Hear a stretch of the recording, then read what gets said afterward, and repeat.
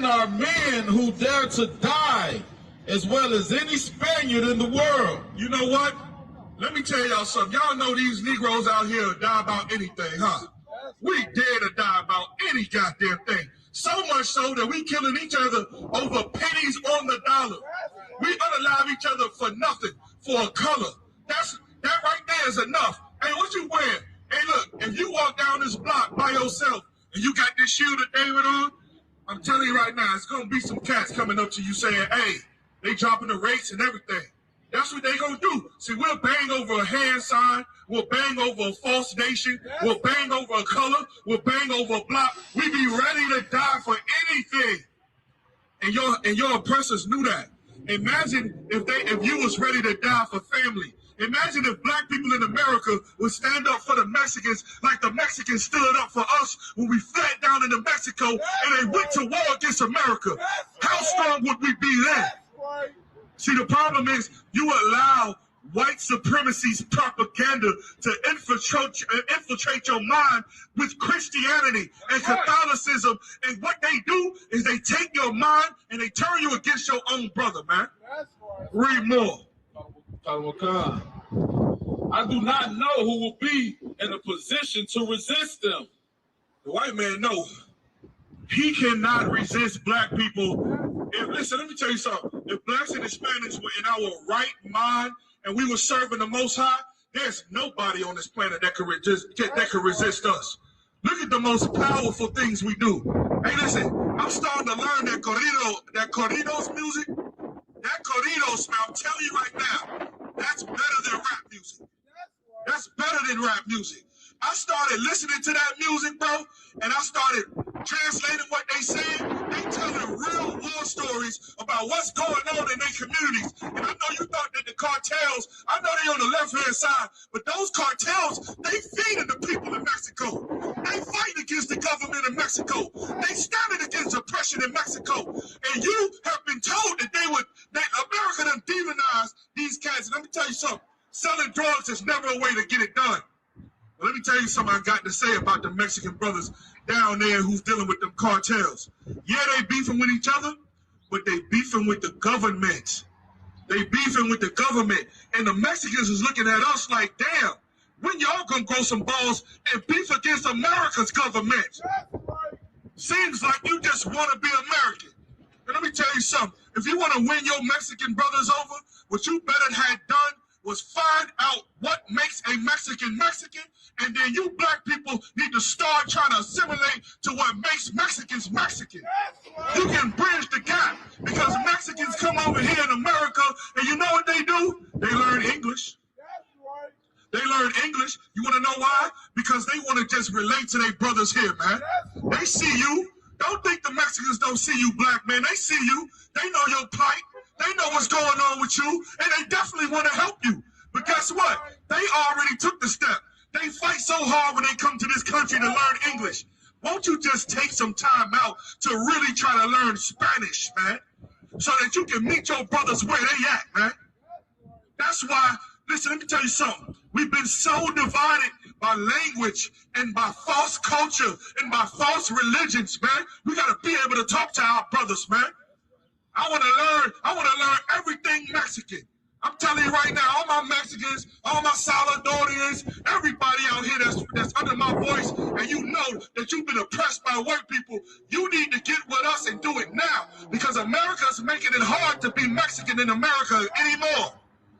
It's damn near the only place where you'll be protected at in America to be Mexican is in the Israelite School of Universal Practical Knowledge under Commander General Yohana, man. Read. If a man wants to possess a child for any reason other than it being a product of his own lineage, he is likely a predator. So there's a game called Pragmata. A lot of people have been really into the game. A lot of folks have some different opinions. But one of the articles that came out were stating the fact that a lot of the men who were playing it were feeling a sense of paternal instincts in them that was growing. I think that there's a desire in them that grew to want to be parents. What are you? I am DI-03367, a state-of-the-art pragmata created here at the Cradle. I possess basic life-saving... How about we call you Diana? Diana? Yeah. From now on, you can be Diana. How's that fit? Diana. Cute. Diana. Yeah. Cute. Diana. All right, you guys kind of have a little idea here. In any case, what is this? Capcom's Pragmata. Wait, did it come out already? Pragmata, it's making thousands of people suddenly want to start a family. You play as Hugh, a soldier stranded on a ruined lunar research station. His job is protecting the childlike android Diana while fighting rogue AI. What's really interesting about this is all of these unfuckable losers in the gaming sphere always talk about like starting families and stuff. And I don't understand like why this has become a thing that they care about. Like, if you're a gamer, you should care about things that you actually experience. You should care about things.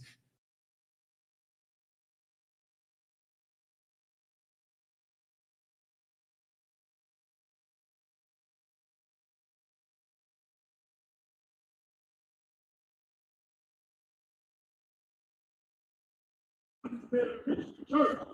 They steal all of the goddamn money and they keep putting it in.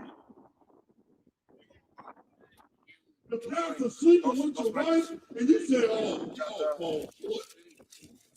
I mean, what else do it take us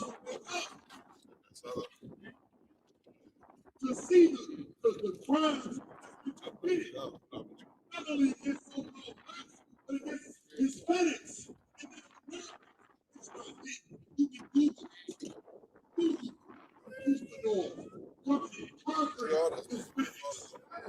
changing their name and changing their culture. It's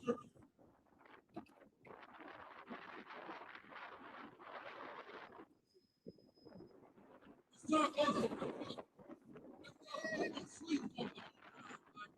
Hispanic man, woman, and child, we've been sleeping. And what do I mean by that? As we live in our eyes closed, and we see everything going on. But what I mean by that, you've been following your oppressors. That's put you to sleep. It's caused you to be like you sleep. You can't hear, you can't see, you can't understand anything.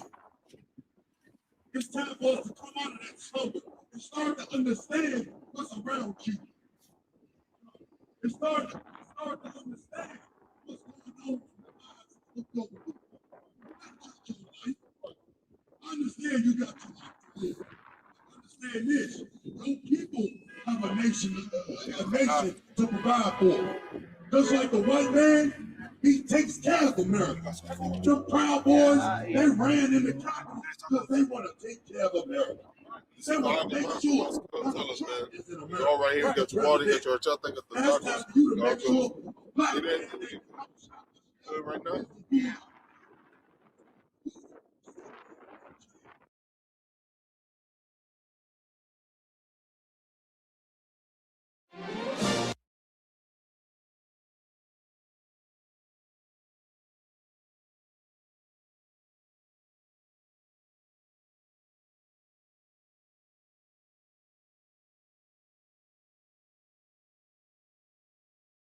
Because of course, you know what I'm saying, when you cry, you know what I'm saying, after your death, when your soul cries out, the Lord brings you back into the earth, you understand, to cry out on the earth as well. Okay. You get my point? This is the reason why you so, brothers and speak so vehemently, you know what I'm saying, about, you know what I'm saying, the things that didn't happen. You speaking about things, brother, that didn't happen years ago as though you were there, right, or if it happened to you. Right. And the thing of it is, it did happen to you. Right. That's why you get up there, you know what I'm saying, on the podium and speak with so much passion. These cats looking like, man, you wasn't even around it. You get my point? These are people that don't have any understanding about reincarnation. Right.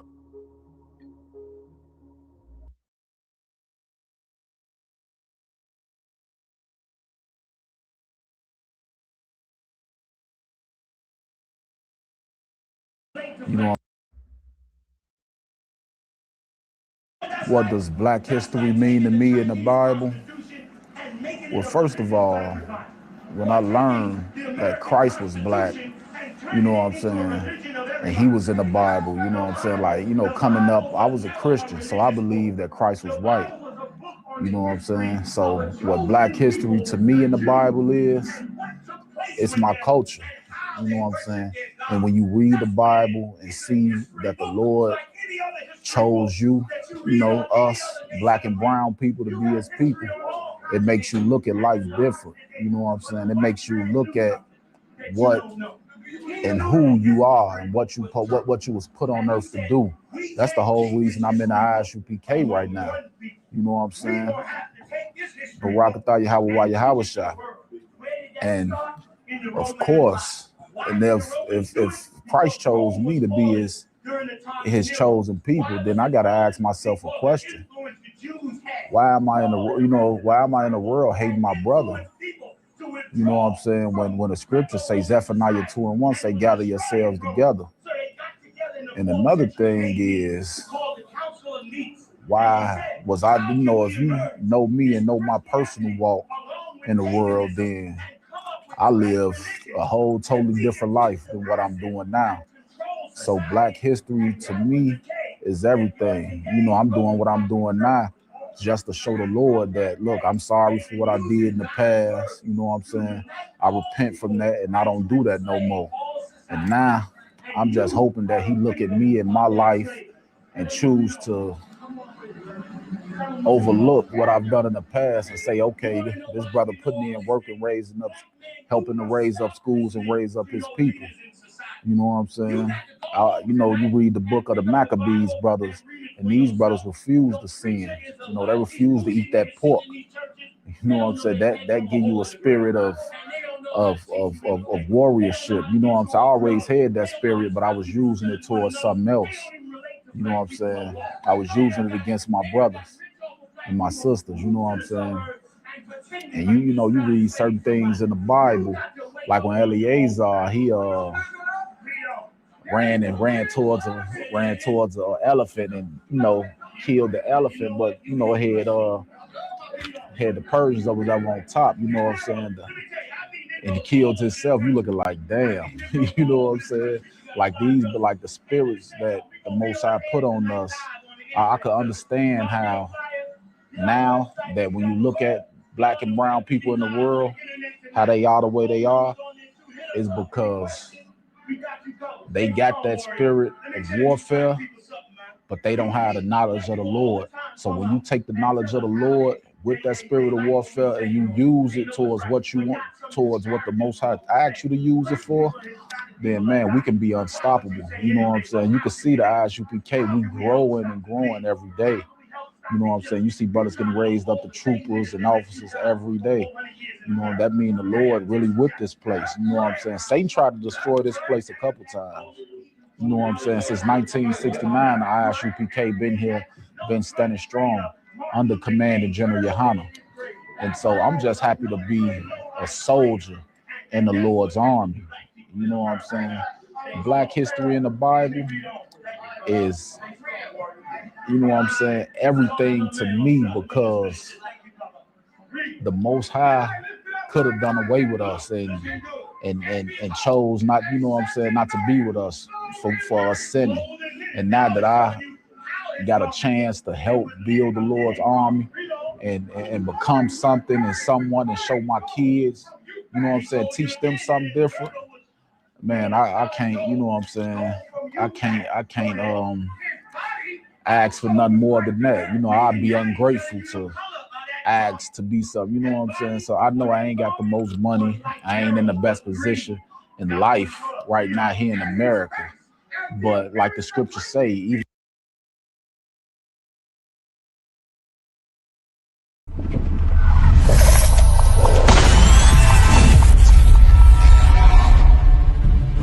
you're a Black Marine or a Black whatever in the white man's military, that make them want to kill you more. Mm-hmm. Like when they see the uniform on you, they get an extra disdain for you. You know what I'm saying? Because they don't understand why in the hell do you want to fight for them. Cared enough about your trials and tribulations, the things that you suffered through, and how to get out of that. That's your history. You don't need a white man to have no remembrances for it. Yeah, man, you chastise the child too hard, or you creating trauma. If you don't say nothing to the child, then you making them soft. That's it. You know what I'm saying? Like, it ain't no way for a black man to be right even when he is not. White people that's out there that want to help black and Hispanic people, the best thing you can do is just leave us the hell alone. They are all against you. They all want to destroy you, and the ultimate goal of all of them is to put you back into slavery and subjection. Real Nigga University in 5, 4, 3, 2. Let's get it. 1.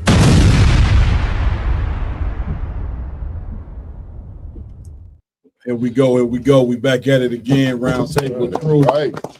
We apologize. We started a few minutes later than scheduled. You understand? But we got a real special episode for you tonight. I'm hearing somebody's phone or something.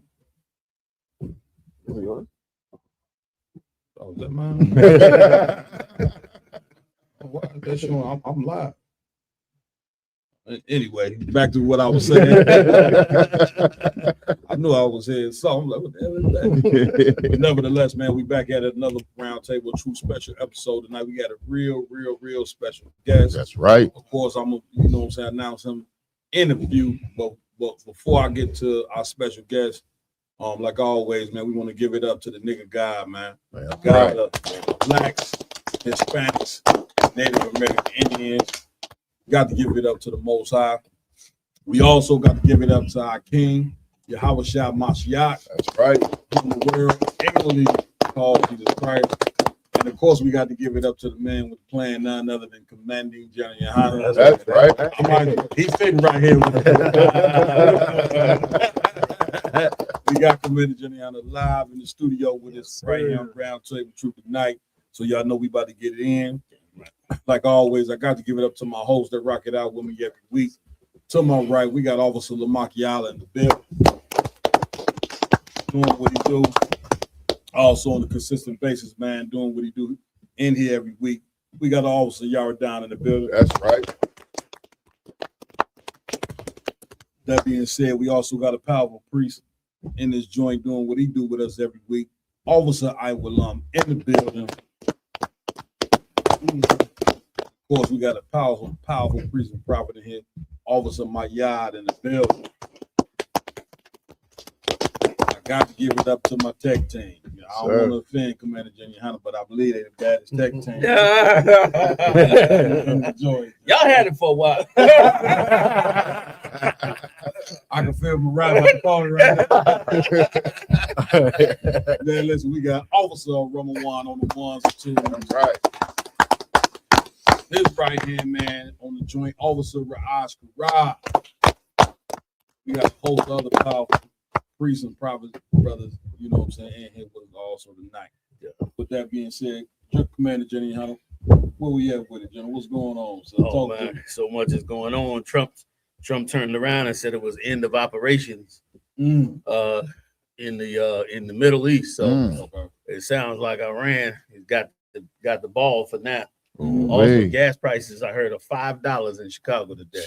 I told you $6.50, right? If it go to $6.50, you know it's on.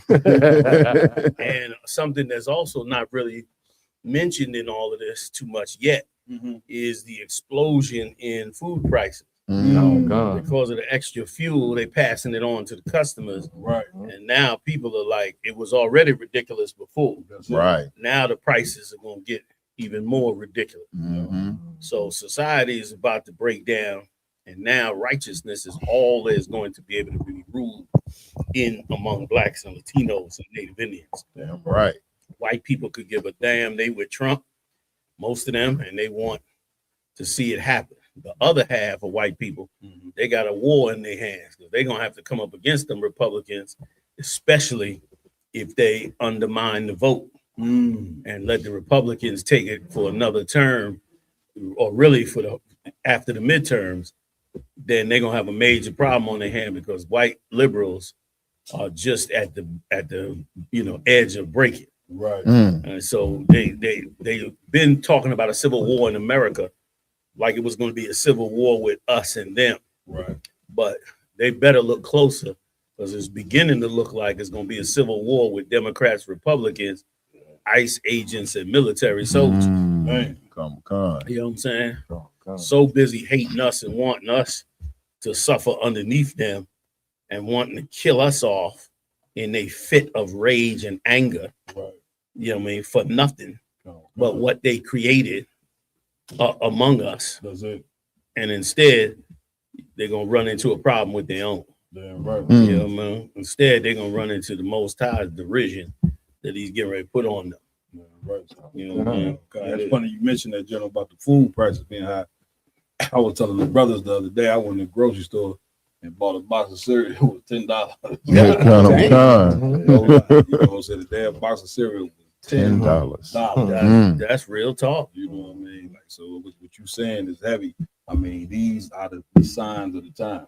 Right. You know, man, y'all down. If I could just piggyback on that, my wife was in a store earlier. It's a store by my house called Food for Less. Mm-hmm. They about to close it. Damn. About to close Food for Less, you know what I'm saying, in a couple of weeks, I guess. And all around us is surrounding grocery stores that's super expensive, you know what I'm saying? Yeah, right. They're going to reopen as food for more.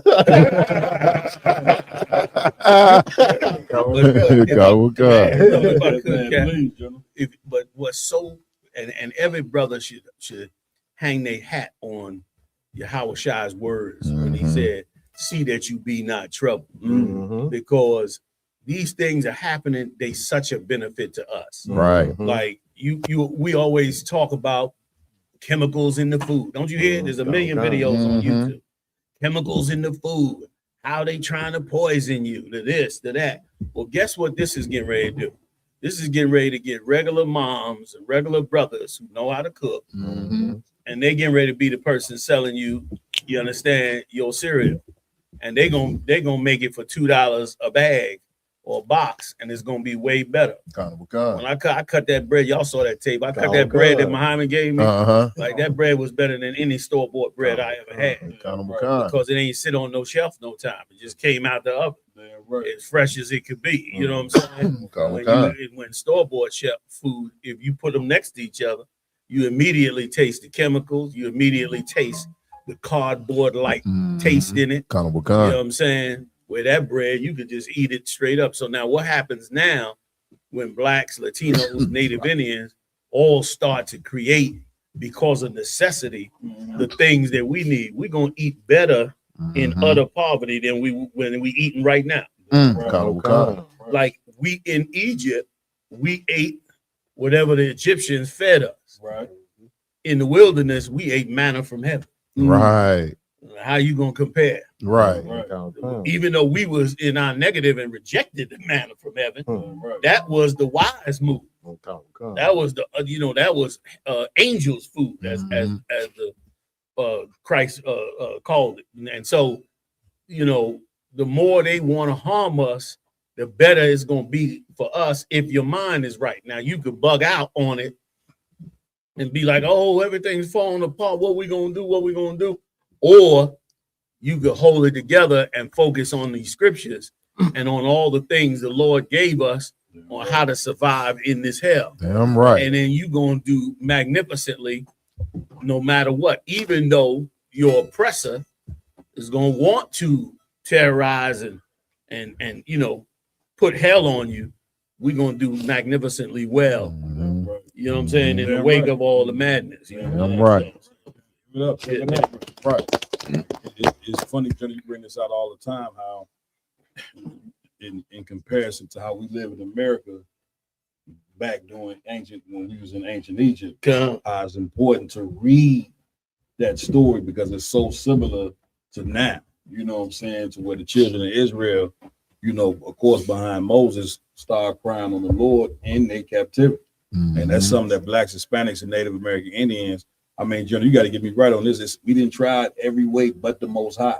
We didn't try it every way but the Most High. What you're saying, Ak, is an absolute, undeniable fact. If I could, I sat there when they just repealed the civil rights laws.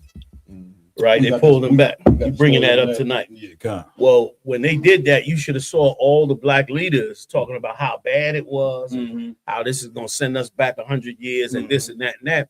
But these same black leaders just spent the last 65 years since those civil rights laws were passed, watching us be destroyed in our music, destroyed in movies, destroyed economically, destroyed all of our businesses, all our dentists, doctors, all our HBCU schools, all our neighborhoods. They just watched us for 65 years be destroyed while I'm telling us, vote. You got to vote. You got to vote. For 65 years, they've been telling us to do that vote. And to get up in there and vote. And that's how you change things and blah, blah, blah.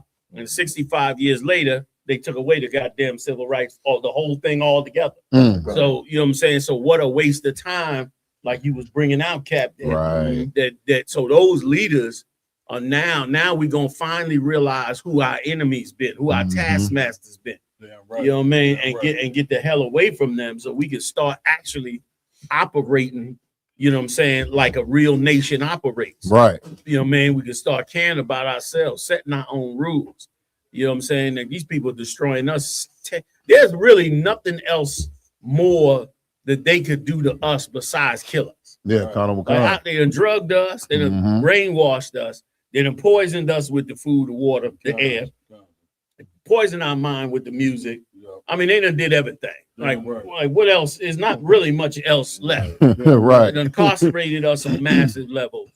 They done robbed every ounce of money that ever came into the Black and Latino community. Stole every invention we ever had. I mean, how you can't get more wiped out while some politician is sitting up there trying to say you need to be voting. You need to be voting.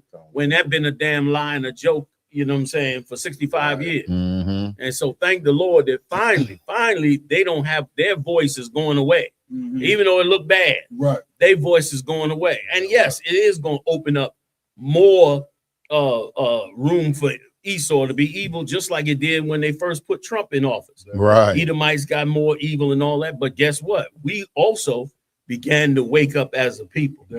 And anything that wakes us up, anything that wakes us up, anything that unifies us is absolutely powerful for us.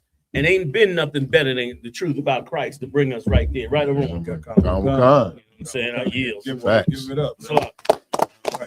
What amazes me, General, is that our leaders, they still hanging on, you know what I'm saying, to a movement that failed. Yeah. 1964 Civil Rights Bill, it failed. You know what I'm saying? Like it's a damn near, what we talking about, 60-something, 70 years later, and you talking about upset because they taking it away. Like and this brings me to mind on what the scriptures say, how the Lord say, you know what I'm saying, sin, but they blind. I'm paraphrasing. You know what I'm saying? Hearing, but they can't hear. You understand? Goes to show you that these leaders, man, they don't work for the Lord. You know, I know, you hear them, because a lot of them be Christians and politicians at the same time. And I know in your mind, you probably think that these men represent the Most High, but they don't. You know what I'm saying? The men that represent the Most High, you know what I'm saying? Like we brought out last week, are hated. Christ was hated.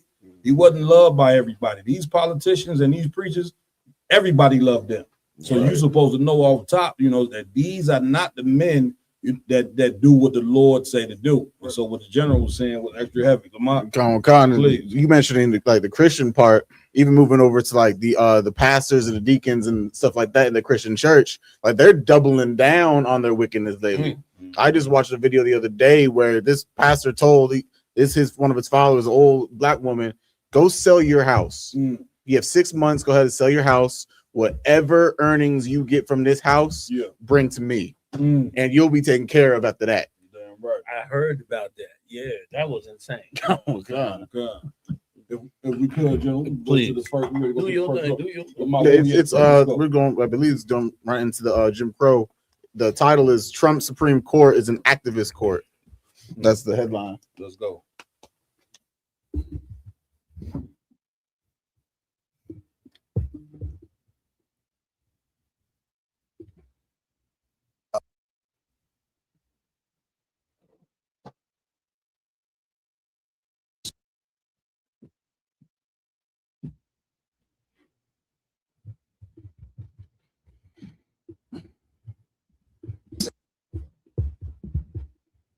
effectively disenfranchise black voters has always, even during the darkest days of the Jim Crow era, claimed to be race neutral.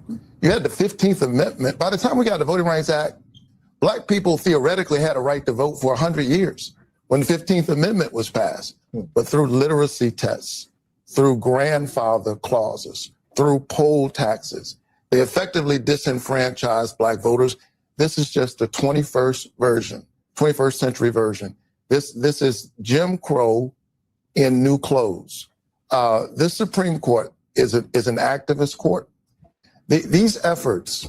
And again, Salaki Lamar, if I could, John, please. Like this cat, he just ran through that technically we had the right to vote 100 years before the 1964 rights.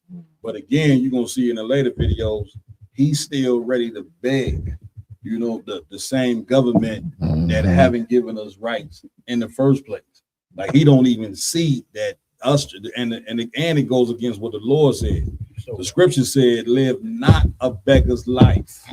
You get my point? We are not supposed to be begging the same empire that enslaved us, brothers and sisters. That is insanity. He just ran through everything that they did to not give us those rights, and then come now in 2026, they didn't took the whole thing away. That's supposed to let you know right then and there that these people are not ever going to change. So sitting there trying to even get rights from a Gestapo and racist empire like America is totally insane. Sir. Man. Go ahead, Lamar. And like, even though they gave us these so-called rights, what they proclaimed to have done the entire time, their entire country was against it. That's right. Because they didn't. What you see the videos we played, I think a couple of weeks ago, they had white people had riots and protests and everything to make it so we didn't have any type of freedoms and equalities or whatever the case they say we have now. They didn't want us to do it in the first place either.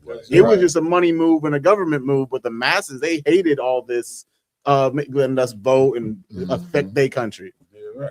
Go ahead, my y'all. And like I said, and we've touched on this a couple times. You know what I mean? I told y'all the story. My mother told me when she was a kid and they integrated the schools in Mississippi that they forced them to go to them white schools. We didn't want to go to the white school. We were perfectly fine at our own schools. But they literally forced integration on us. They took the freedom and equality movement, which I used to call it, and turned it into a civil rights movement. That's right. You know what I mean? We didn't want civil rights amongst white people.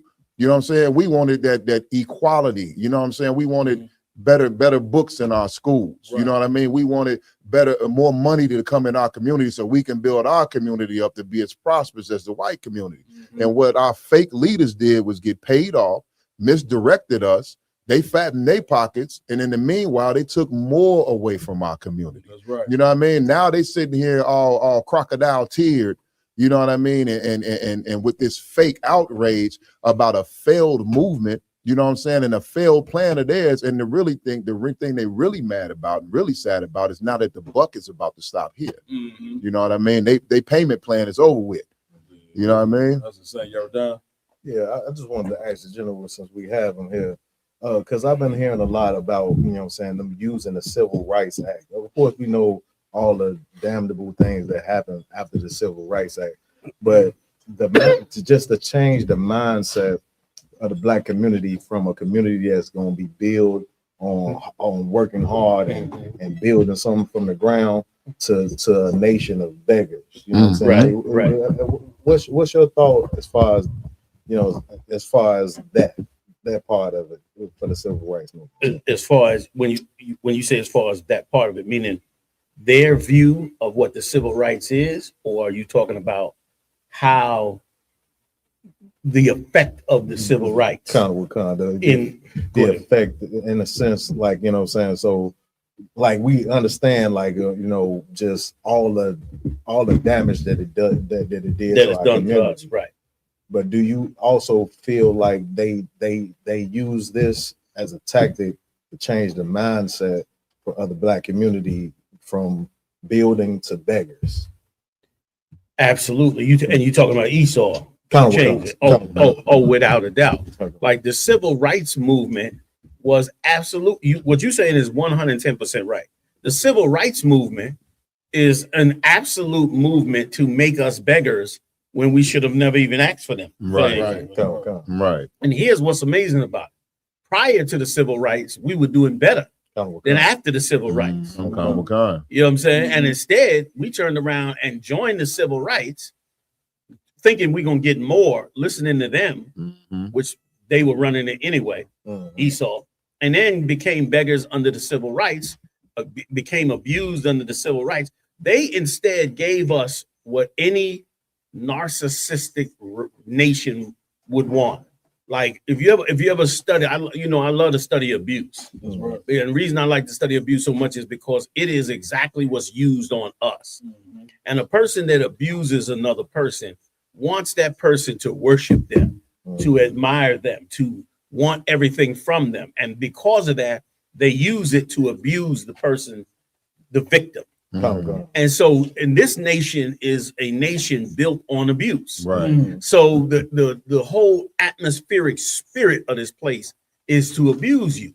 So there will always be an attempt, like you bringing out, to make us be a people that begs them.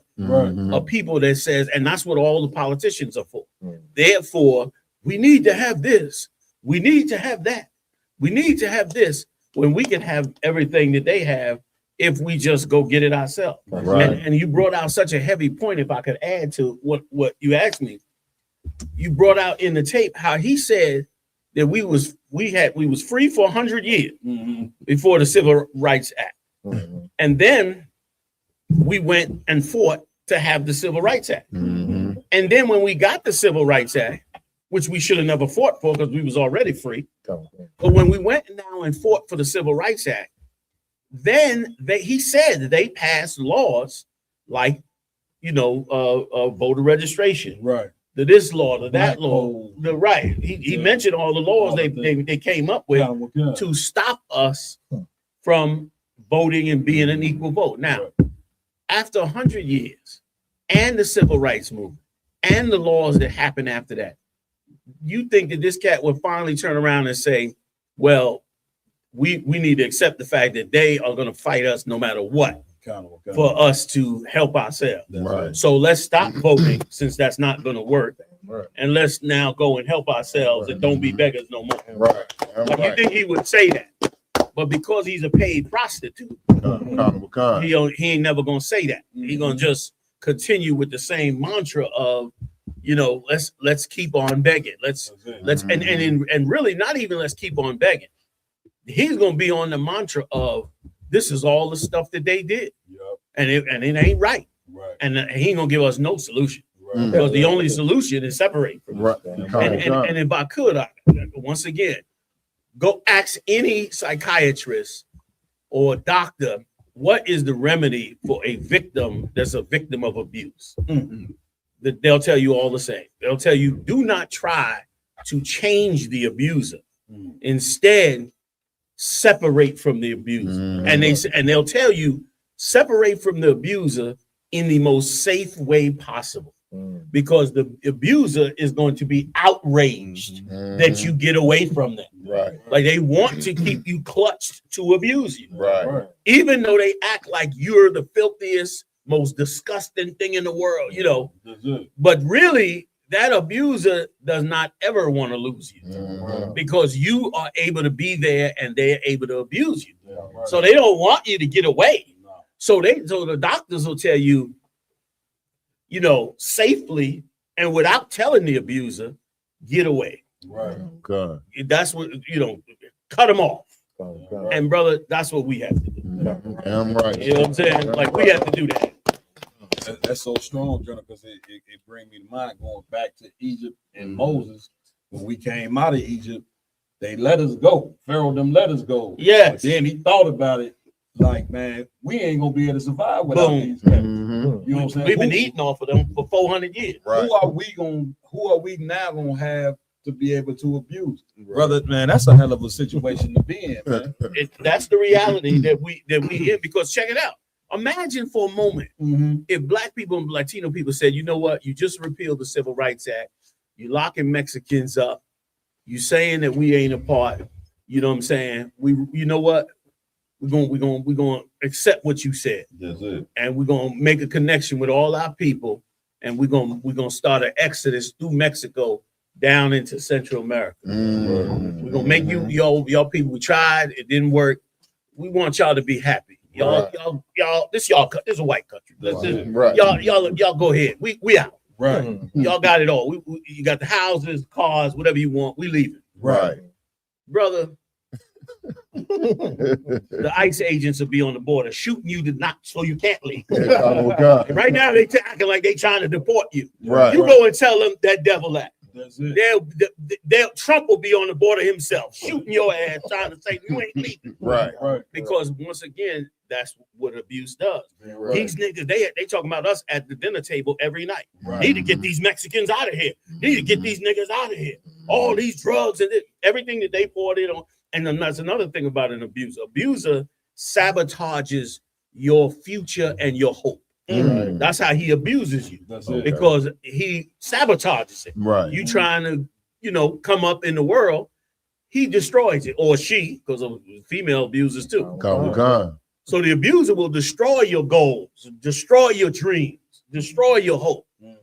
And then when you get on the bottom, will tell you it's your fault, you wrong, you're evil. That's why that happened, to further crush you. Right. And so you never come up. That's it. But if you decide and say, you know what, you right, I'm a piece of shit. I'm never going to be successful at anything. I can never be anything. Right. You're absolutely right. I'm going to leave. That's it. Motherfucker going to lose his mind. Or female going to lose. That's what you hear about them bras going crazy on some dude. Matter of fact, it was a video out recently where some sister stabbed up a brother. Y'all saw that video? Where he was in the kitchen. He said, I'm leaving. You know, I had enough of this. I'm leaving. She pulled a knife out of the kitchen and said, you leave? Oh, you leaving? You leave? She flipped it. Right then and there. And brother, that's abuse. And that is what has happened to us in this place. And it is what Moses did. Like you said, Moses went to him and said, the Lord wants us to go worship 3 days in the wilderness. Right. He said, hell, and it was 3 days in the wilderness. He said, hell no. Right. So the Lord played them. And then of course, like any abuser, that demon on them leave when the pain is on them. Right. And so they lighten up. But the minute the pain get off of them, the nature of them as a predator comes right back. Right. And that's why it took 10 plagues to get that Pharaoh to get the hell up off us. And then the Lord had to just send a death angel. And he don't want to listen to me. All right, I'm going to send a death angel, kill the firstborn in every house. He going to let you go in the morning. And it wasn't even Pharaoh that let us go. It was the people. Remember, they stopped listening to Pharaoh. They was like, damn that, y'all get the hell out of here. Well, God kill us all. And Pharaoh, he didn't even have to go back to Pharaoh. They wasn't listening to Pharaoh at that point. They was gone. And then they pushed us out, said, take what you want, do what you want, be gone. That's right. And we ran the hell up out of there. And then, like you said, we got out there in the wilderness. And here's the thing that happens to any abuser. They'll spend their whole life trashing the victim. You ain't shit. You this. Da. What happens when you leave, they got nobody to abuse. Right. So now they stuck to look at what they did to you. And they got to now ponder the truth. And now that's what messes with their head. And what'll happen is if the abuser has somebody, a sibling or somebody else around them, they'll try to abuse them. So what happened to the Egyptians is they start abusing each other. And Pharaoh saw that the kingdom was going south. They fighting each other. They ain't no niggas no more. So they fighting each other. And so then he just said, yo, we got to go back and get them. We got to, if we was to leave up out of this country out, and white America had this country with they rock and roll and they drugs, they would be fighting the cops, the military, the government. They would be going crazy in America because there'd be no more niggas to hate. No more Latinos to hate. No more Native Indians to hate. We'd be gone. And brother, that's exactly what Moses had to do with them. And it's going to happen again. But the only difference this time is Christ coming to get us this time. Damn right. Oh, we're going to be out there way in a minute. Oh, you know what I'm saying? What you are listening to, brothers and sisters, is a man that no longer wants to be abused by white supremacy anymore. Right, and right. Commander General Hunter, he has raised up an army of brothers that think just like him, who no longer want to take the abuse of white supremacy, man. Damn right. Like the scriptures say, you know what I'm saying? Deuteronomy say, we ain't gonna get out. It's no man shall free by you. Say in Deuteronomy 20:68, meaning this freedom gonna have to come from the Most High. Like now is the time where you really gonna have to go in your closet and search for the Lord like you ain't never did before. Unfortunately, brothers and sisters, the most God is not in that church. He just not. You know what's in there. Satan is in there. That's right. That's why the women is loud mouth and wicked as hell, and you understand, cussing people out, and the men in there is homosexuals because Satan is in that church and the Lord is not in there. Now that you know that and see that, now you got to start looking in other places. We tried it with Islam, Farrakhan, NOY, HOI. They doing the same thing the Christians do. They start worshiping the damn Scientology. You get my point? So if you follow these cats here, it'll make you lose your mind and spiral to basically a sense of hopelessness. It's the state that we in this place. But that ain't the truth. The ISBK under Commander Jenny Hunter, we have the truth, man. I know it's hard to accept. There's a bunch of rough niggas and Hispanics, you know what I'm saying, that you look at us and you think that we ain't got the knowledge, but we got the knowledge, man. Damn right. We are the men that are following the real Christ to get about his head. Now, like Jenny Hunter was saying, we're gonna have to leave the abuser, right? And the way that we leave the abuser before we get up out of America and it be destroyed, the way that we leave the abuser is leaving his ways. That's right. Which we're gonna be going over these stories in here tonight, over the whole situation with Megan Thee Stallion and Clay Thompson and a few other things that we have to spiritually leave this place. We understand we can no longer be in this place and be some opposite of what the Lord wants us to be. So what does that mean? We got to leave the homosexuality. Right. Our women, they got to leave from being whores. You have to leave. It's healthy for you to not be a whore. We're gonna have to leave from being drug dealers. We're gonna have to leave from being rappers that rap about things that we know are destroying children. Because one thing you exposed me to, General, you said it some time ago, is that I learned in this place is that this place don't give a damn about children. That's right. As a matter of fact, America hates children. You understand? You know that because of how they turn out and the things that they feed. And you know the white man is our enemy. You know he don't give a damn about our children. But we have to give a damn about them. Damn right. So before we get up out of this place physically, we got to leave it spiritually, meaning like the Lord said, we got to leave the ways of this place. We've been walking around thinking like white people for the past 100 years. And white people, like the general just bring, they are narcissists, man. You understand? They are master abusers, man. They pleasure is abusing blacks and Hispanic people. So much so to where now we got that same mind, and now we love to abuse one another. And then you wonder why we harm one another, because we done took on the mindset of these damn people here. We about supposed to have a total opposite mindset. Real quick, Cap, I had seen some diabolical just yesterday to your point of how America treat babies. It was some white lady. They's doing a documentary of her, and she's addicted to having abortions. Yeah, I mean, I saw that. It was something terrible. How do you get addicted to that? That's what I said. Yeah, this Edomite, she goes out, different men, purposely gets pregnant so she can have an abortion. And that's become her thing in life. That's her passion in life, is aborting babies. Killing babies. But that's not too far from that video. So like, if I could, please. That's not too far from the video where the sisters are sitting around the circle talking about we speak, we whatever, but we don't judge. And the sister talking about, I had 9 abortions. I had 3 abortions this year. I slept with 7 men in the last 2 months. You know what I mean? Like Caps, like you said, Captain, like Commander John said, we putting on the spirit of our oppressors. General Hyman just said the other day about that brother who unalived his entire family. You know what I'm saying? Now we know that white people are family annihilators. Right. Now we done had a brother, all these years we done watched Esau annihilating his family, eliminating his family. Right. Right. Now we got a brother that had turned around and did the same goddamn thing. You know what I'm saying? And despite the stereotypical image of the average black man, we are the most family-oriented people on the face of this planet. You know, I know they say we the deadbeat dads, but I don't know any black man that doesn't want to take care of his family. And to a point a brother made earlier, before the civil rights era, we were the most successful family in the entire country. You know what I mean?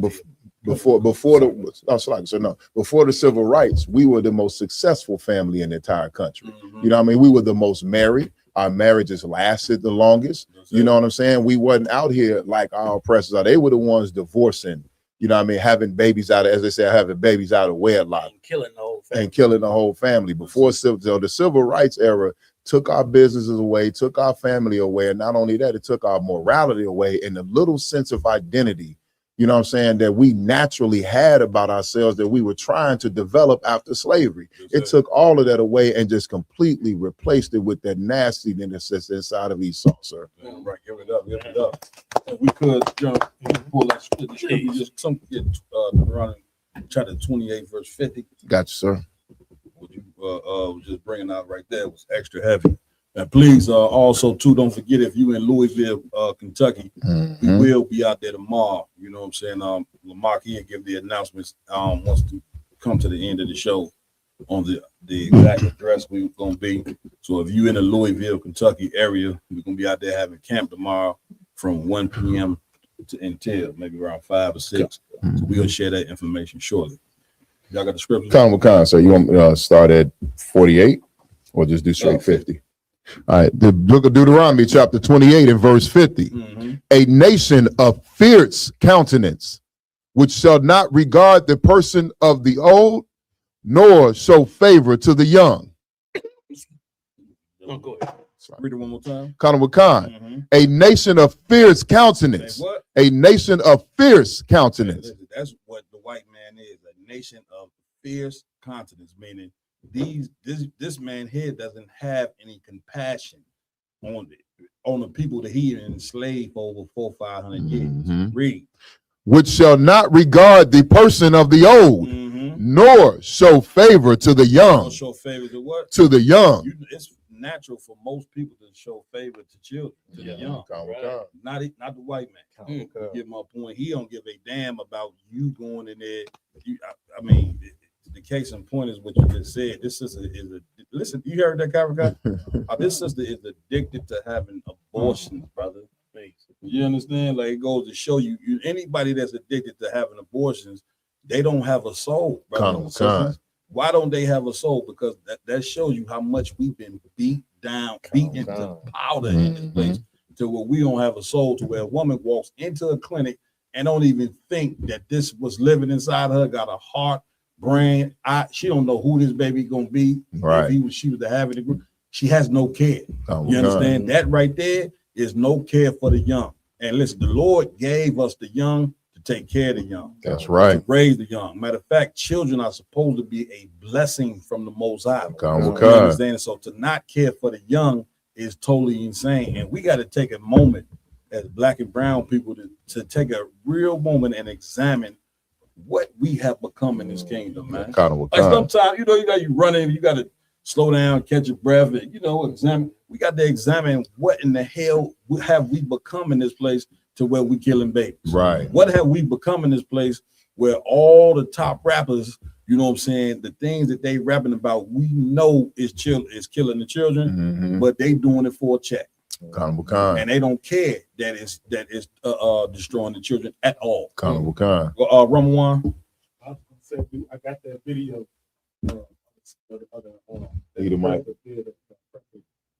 That video about her having an abortion. Okay. So just in case you wanted to play it, It's up to y'all. Y'all want to play it? It's up to y'all. Yeah, we got it in the queue. Go ahead. It's amazing. Just to give a little perspective. Yeah. You know what I'm saying? Like you really gotta hate men. You know what I mean, like you had sex with that man and now say I'm gonna kill his kid. You got to be a psycho. You know what I'm saying? This one right here is a serial killer right here. Damn right. Damn right.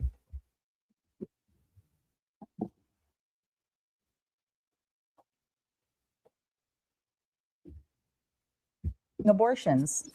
My name is Jessica. I am 38 and I am addicted to having abortions.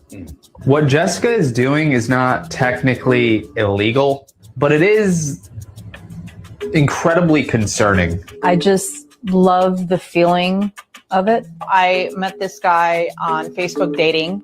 We don't have intercourse. He kind of just does it in a cup, and then I do this method where I lay on my back with an injection tool. It's been a really good relationship because he also pays for it. To date, I've probably spent a little over $12,000 on abortion procedures. I've had 56 abortions so far, and I'm actually going to be 57 here in a couple weeks. If I did end up having a child, it would just be so that I can raise them so that they can get pregnant, and then we would continue, because I don't ever see myself stopping. Nice. I ain't know. That is sickening. My father's eye. Get a mic. Give him the mic.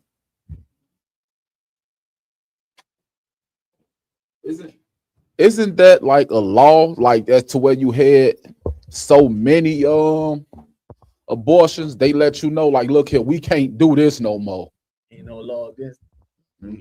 Damn, 56 abortions. That's insane. Nah. Good night. And what's so wicked about it is she don't even get pregnant normally. Right. She get pregnant with a tube just to kill the baby. Right. And this dumbass sitting up there, providing her with, he's obviously gay because he done filled the tube up 56 times. Right. You got to be gay as hell. which is once again why you can't be gay. Right. This is ridiculous, man. Right. And we can't follow them. Go ahead, Stallion. Even more devious part about it, he ain't even like getting the skins. He basically doing it in the cup and then paying for the abortion. Right. So he ain't even getting it. He just doing it in the cup and then gonna pay for an abortion just to make her feel good. Like, you gotta be mentally insane to do something like that. But what we talk about when you're saying that, like, this place doesn't care about children, then she says, if I ever do have a kid, I want it to be a daughter so I can raise her up and we could do it together. That's absolutely insane. Like, she wants a child just to teach him to do that. That's crazy. Yeah. And this is why women choose to follow. Right. Right. As nasty as that. That's crazy. Even no point in what the hell she's doing. Literally. But I guess we're done with this. What we doing next? There was a part 2 to the video. No, you let's get the whole other story. The other one with the MLK joint. Yeah, we meaning skip that. I know The entire thing. Come on. We have video number 4, Raj. This one, the title states, "Black people don't have any power or institutions," by Reverend Albert Cleage. Yeah.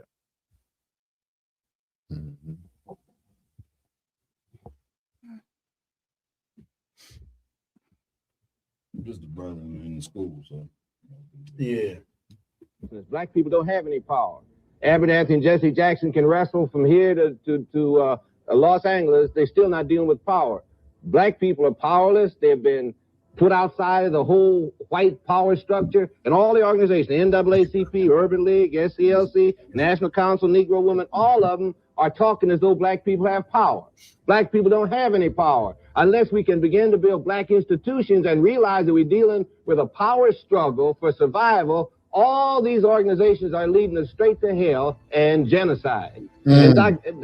Abernathy ought to understand it couldn't be a power struggle because neither one of them have any power. NAACP has no power. Urban League has no power. No black organization, no black people in America have power. They're fighting for survival from a powerless position, flat on their back, begging white folks. And that was almost the tenor of the Muslim position. They were begging white folks, please sell us some land, give us some land, let us exist. White folks are good. That's a self-hate kind of thing that black folks find themselves degenerating into because black people have no power and they have to beg white folks to give them whatever they want. And I say black people and black Christian nationalism says we have to approach the whole problem in terms of power.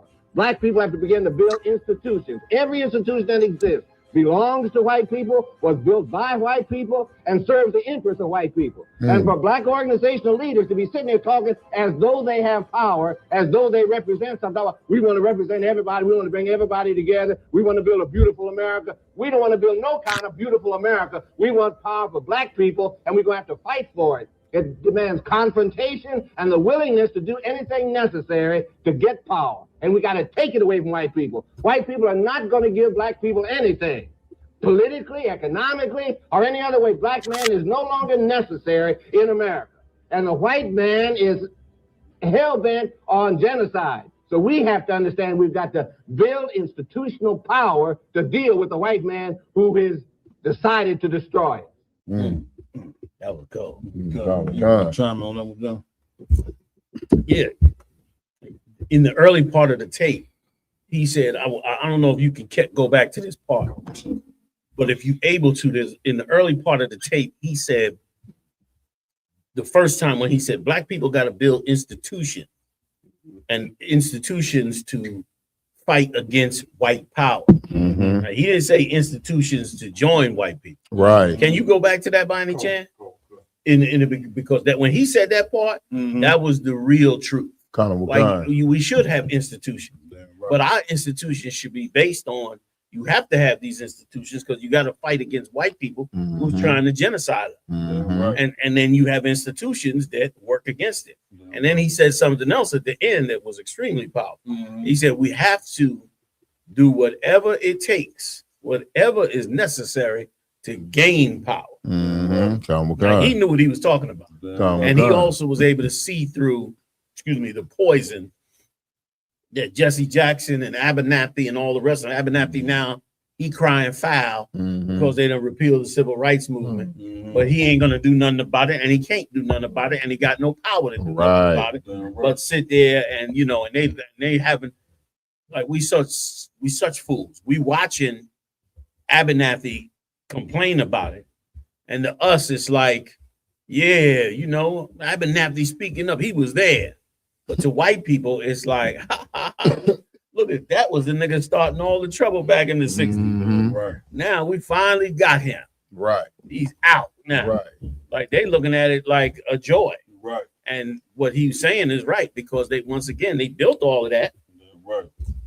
And they have zero power now. Yeah, gone. You know what I'm saying? Right. So if you got it? Oh man, give it to me, please. Los Angeles, they're still not dealing with power. Black people are powerless. They've been put outside of the whole white power structure, and all the organizations, NAACP, Urban League, SCLC, National Council, Negro Women, all of them are talking as though black people have power. Black people don't have any power unless we can begin to build black institutions and realize that we're dealing with a power struggle for I just want to say something. Come on with it. Go ahead. He's saying, now this is in the 60s. He's saying, and it goes to show you, how psychotic we've been, because it reminds me of what Farrakhan said, justice or else. Right. That's what he's saying, right? Right. He said they talking like as though they have power. And that's the same thing like with Farrakhan when he said justice or else.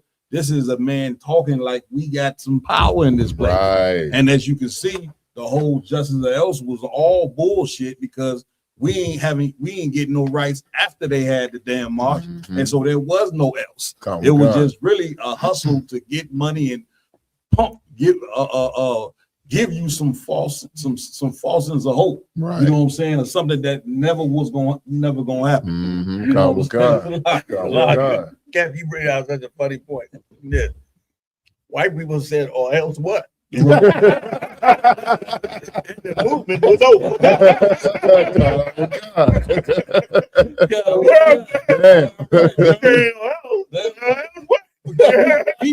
He was saying the same thing. Yeah. Like these cats talking like as though if the white man don't do something because they complaining, because that's all it is. Right. You know what I'm saying? As though if they don't do something, we as black people gonna do something. Right. And when they know that's not the case. No. Listen, you're right. Like just like the cat say. Can you play it from where you have it at? But listen to the words he used. Go ahead. survival, all these organizations are leading us straight to hell and genocide. Go back one more time. Just a little bit to where you start talking about the different groups. Power. Black people don't have any power unless we can begin to build black institutions and realize that we're dealing with a power struggle for survival. Stop. He said, unless we build institutions and we realize that we're dealing with a power struggle for survival. That's the words that matter. You want power, but you should have power based on the power struggle for your survival. You know what I'm saying? Not power to be a part of the same people trying to kill you. Right. Hold for 1 second. Not to be part of the same people trying to wipe you out. Right. But build institutions that come against the people that's trying to wipe you out. Like we're gonna be hated, but the Israelite School of UBK is setting up schools to do exactly what needs to be done. That's right. To fight up against the people who's trying to kill us. Oh, Like, God. you know what I'm saying? Like we trying to re-educate everybody.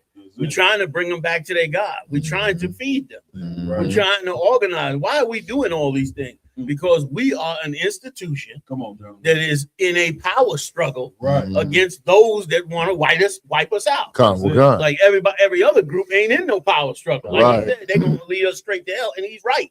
Because now Donald Trump's in office, and now they just repealed the civil. Now you think they just repealed those civil rights because it was some, was hurting them economically? It wasn't hurting them economically. They repealed those civil rights to abuse us. That's right. You know what I'm saying? So what he said in 65, he said in 65 is happening exactly right now. All those institutions led us to hell. Every last one. And here we are. And listen, that's why you can't tell us to change from trying to serve the Lord. Because even if you don't, we listen, honest truth is, we ignorant black people, Latinos, Native Indians from the hood. What the hell do we know about ruling the world and ruling kingdoms, other than what we read and study? We'd be lucky if we could get a job Ubering and making a few dollars. You got more than a job at Uber than you Nino Brown. You know what I'm saying? Like you everything, so to speak. So we're poor farmers. Like in the ancient world, we would be poor farmers. We would be guys that plant potatoes. We don't know how to deal with all this. But what's so beautiful of the Most High is that he gave us so much knowledge in this Bible that even the poor farmer can learn how to be great. Even David can take care of his sheep and become king. Even Christ could be born in a manger with no place to stay and be anointed king and heal the dead. Like that's what the Lord gave us. And if we follow it, we gonna automatically go to where he say, because what he's saying is the truth. That's right. Instead of like, why didn't we become an organization like Jesse Jackson and them? Because we actually listen to the Bible. And so without never knowing what that, now he's an educated man. This cat is highly educated. Fully understands politics, is in the world of politics and institutions and all that. Professor, I believe, right? What's his title? Does it say his title up on the screen? Can anybody read it? I think it's his title. Go ahead. Reverend Albert Cleage. Reverend Albert. Okay, so they ain't give all the accolades, but he's educated. All up in that world. And meanwhile, the things we're doing is exactly what he's been trying to promote since the 60s. And we're doing it not because we went and got educated. We're doing it because we simply just started doing what the Lord said. Damn right. And that's exactly all we have to do. You know what I'm saying? Hey, so like I said, what you're bringing out, sir, you made me think about something, sir. With them repealing the Civil Rights Act, I just watched the video of a brother. We just looked. I don't know if we're gonna bring that out later. It's all. I'll just say it's all these videos of brothers getting brutalized by the police. You know what I mean? And the one thing, even though the government and the court system may say these police are not guilty, then the black people's only recourse is to get a civil rights attorney to go and seek justice. Well, now they've repealed the Civil Rights Act. We have no justice to get in this country anymore.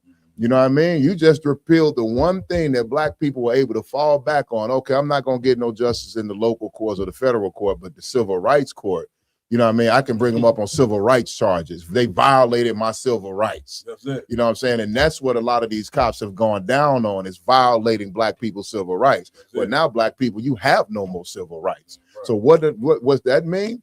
Trump said a long time ago that he wished that the police basically could just brutalize you. He said when you put them in the police car, don't tuck their head, bang their head on the top of the car, and then get them up in there. Well, now he successfully has accomplished that dream of his.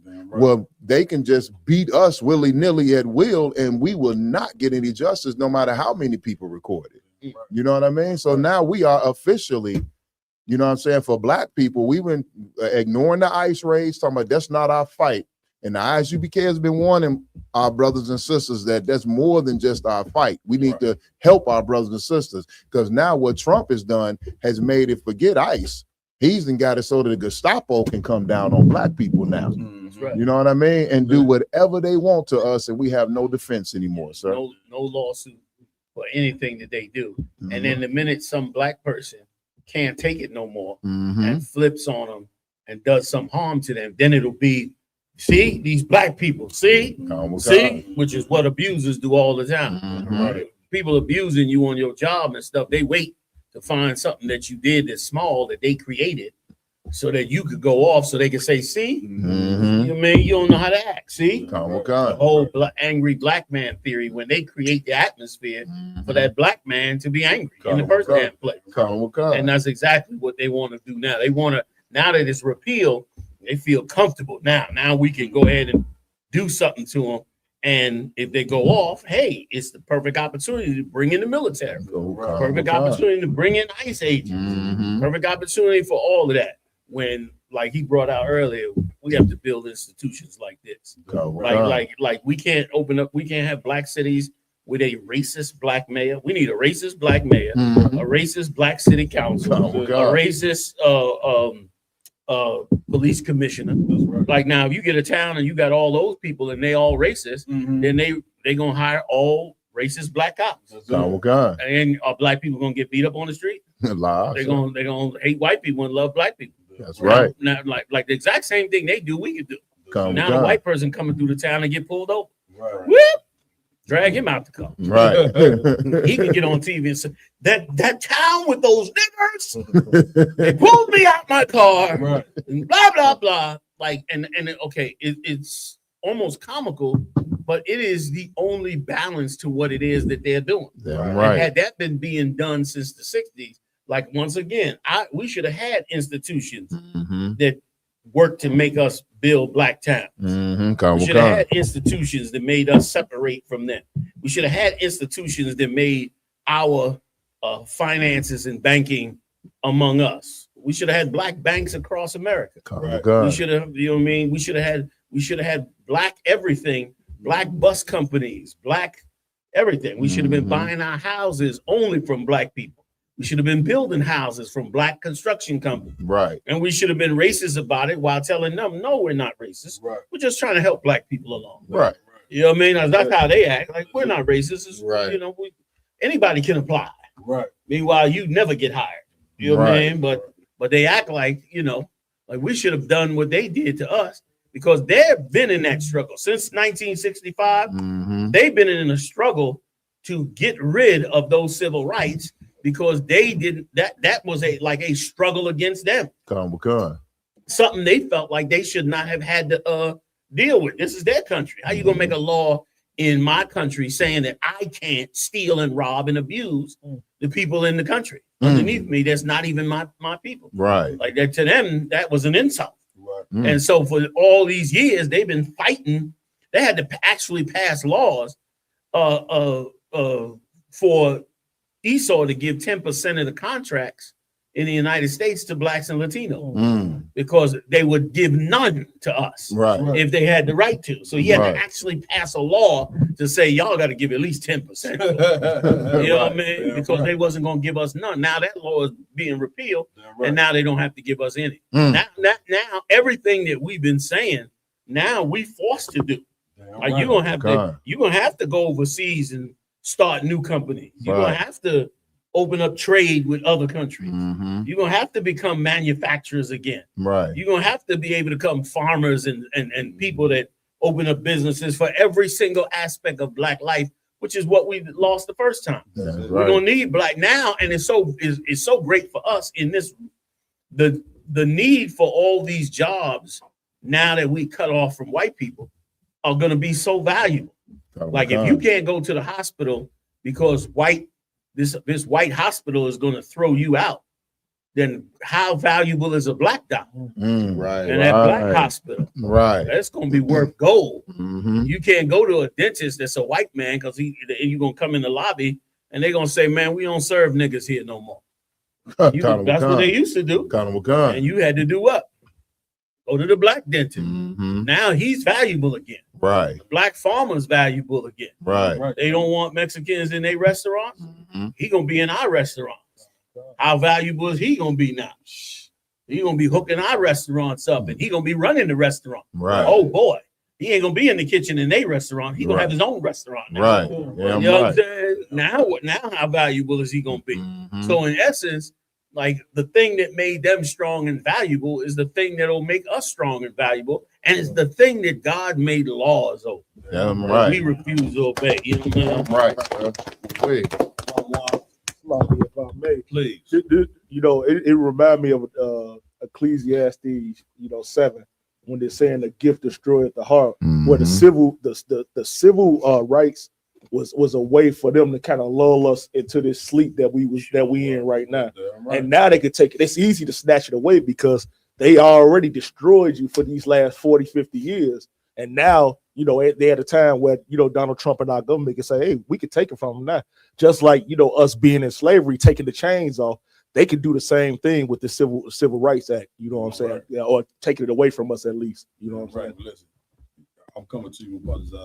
Them doing what they doing with the whole Civil Rights Act, them not including us in anything that they doing is what's gonna help us grow. You know what I'm saying? Them being racist towards us is really the medicine that we need, you know what I'm saying, to look after each other, because segregation is the most healthy thing that any race of people can have. Again, the Chinese ain't worried about voting. When the voting come around, you don't hear them talk about this state and this part of the country, Chinese vote. You know what I'm saying? You don't hear them talk about the East Indian vote on Fox News. You don't hear that. Right. You understand? But yet they got communities. They got businesses in your neighborhood. Not only their neighborhood, but they robbing you from your neighborhood. Right. All of that come from these clowns like we watched earlier, where they're worried about integrating. The man just said it. They're going to take you and basically put you in things that's going to kill you. You know what I'm saying? I forget the word that he used, but us integrating was the most horrible thing that we ever could have done. You're right. Like, these civil rights leaders do not need to be looked at as men who we should uphold in the Black community as men great. We should be looking at them as these are the men that fail. Starting with the chief of the whole movement himself, Martin Luther King. Martin Luther King needs to be repelled in the Black community, not upheld. But we so brainwashed by white supremacy that we do not understand this. We do not understand that any leader that he props up or that gains fame is not for the well-being of us. And we just so blind to see that. And I'm gonna tell you, we so blind to see it, and we so trained to depend on these people that the reality, if it is, John, I believe we scared to separate from this man. You see what I'm saying? Like, that's the deep psychological part of it all. Even though we do a ton of complaining, but when it really comes down to it, and that's why you hate the ISBK so much. This is why you hate Commander Jenny Yohana so much. This is why the Sadducees and Pharisees hated Jesus Christ so much, because we are men that stand for being separate being separate from the people that have been oppressing us. And for a slave, when they hear separating from the man that's feeding them, that's clothing them, and that's, oh, you niggas talking about separating from, yes, we taking abuse, but we don't have a choice, and that is the people right there that don't even believe in God, man. You think you believe in God, but really, your God is the white man. Your God is sitting in the White House right there, no matter how abusive he is. You believe there's no way out of this, and there's no other thing that we could do but rely on white people. How do we know? When it comes to voting, what everybody say? You got to vote for the lesser of the two evils. Right. Now, both of them evil. Now, this is Christians saying this.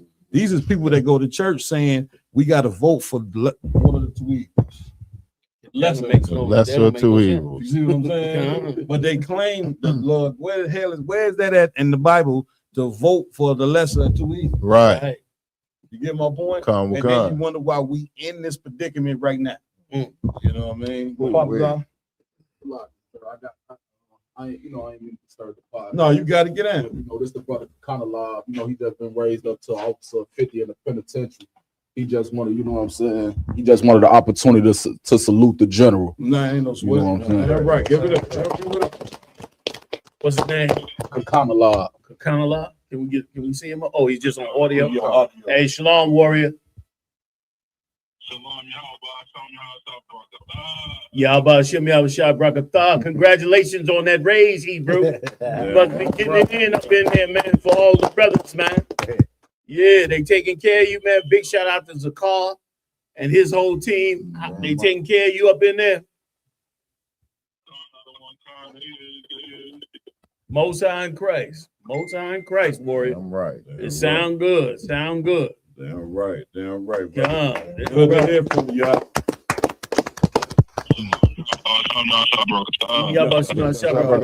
You stay warring up in there, brother. We with you 100%. What you doing is a great work, man, for our king. So many brothers have to pass through you and are gonna get a chance to learn this truth because of you. You understand? And they're not gonna be able to threaten us. After a while, they won't be able to threaten us with prison because prison will just mean to go see another camp. That's all prison will be. After a while, you know what I'm saying?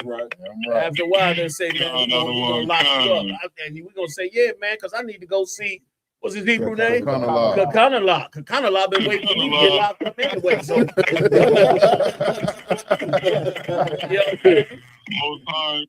man, when y'all lock me up, man, make sure y'all let me take that box of t-shirts, man. Brothers over there waiting for those. I don't mind shipping to them, but I'm not just walking in now. It's gonna be like that after a while, you know what I'm saying? Yeah, right. Damn right. So you keep doing what you're doing now and watch the Lord do great. Yes, sir. You know what I'm saying? Con out of one con. That's right. Most High in Christ. The main topic of the night, we're gonna jump into the whole Meg the Stallion and the Klay Thompson situation. IG has the article on it. Megan Thee Stallion says she's ended her relationship with Klay Thompson amid claims he cheated on her. Let's see. The Grammy winner 31 told People in a statement on Saturday, April 25th, that she decided to end her relationship with the Dallas Mavericks player 36 several months after they took their relationship public. I've made the decision to end my relationship with Klay, Megan said in a statement. Trust, fidelity, and respect are non-negotiable for me in a relationship. And when those values are compromised, there's no real path forward. I'm taking this time to prioritize myself and move ahead with peace and clarity. Her statement comes after she shared a pointed post on her Instagram stories early in the day, appearing to accuse Thompson of cheating on her and claiming that she needed a break after dealing with him. Cheating had me around your whole family playing house. Got cold feet, she wrote in her post over a black background. holding you down through all your horrible mood swings and treatment towards me during your basketball season. Now you don't know if you can be monogamous, she continued. Bitch, I need a real break after this one. Bye, y'all. That's it on that, sir. Good night. Go ahead. First and foremost, she said you get cold feet. Cold feet is a word that they use when they want somebody to marry them first and foremost. So she's saying, "Oh, then you get cold feet." They've been so called together for 9 months since July 16th, I believe it is. July 16th of 2025, and she's talking about cold feet, knowing that she's looked at as one of the most whorish artists in the whole industry. Damn right. Like it takes, you know how long it takes for you to wipe that whore, that whorish look off your face. Like for you to think that he was gonna marry you just because you held him down for 9 months. It's women that's holding men down for 10 years waiting to get married, or so-called, worldly married, or whatever the case may be. Right, kind of a car. A month. 70,000. 700. 700,000 a month. That's crazy. To support her lifestyle, her upkeep. When she got money. Right. Allegedly. Right. So like I just want to bring out one point. Please. When it was announced that Megan Thee Stallion and Klay Thompson got together, it was said right here on the round table of truth, right here on the round table of truth, that their relationship was doomed from the start and would not last. And it didn't even make it a goddamn year, Cap. They ain't making it yet. It didn't even make it a year, Cap. 9 months ago. Almost. Give him a hand for almost. You know, that counted horseshoes and hand grenades. You know what I'm saying? Right. Go ahead. I was gonna say one thing. Cap, okay, this broad is so delusional. Yeah. I want to say maybe 3 days before they broke up. Yeah. I seen her on TV with, I'm not exaggerating, her nipples out. Clear as day. That's it. She had a see-through top and you can see everything. Yeah. And she talking about trust and fidelity and all this other stuff. That's it. When you just an obvious whore. That's it. And you want a man to be faithful to that? Right. Right.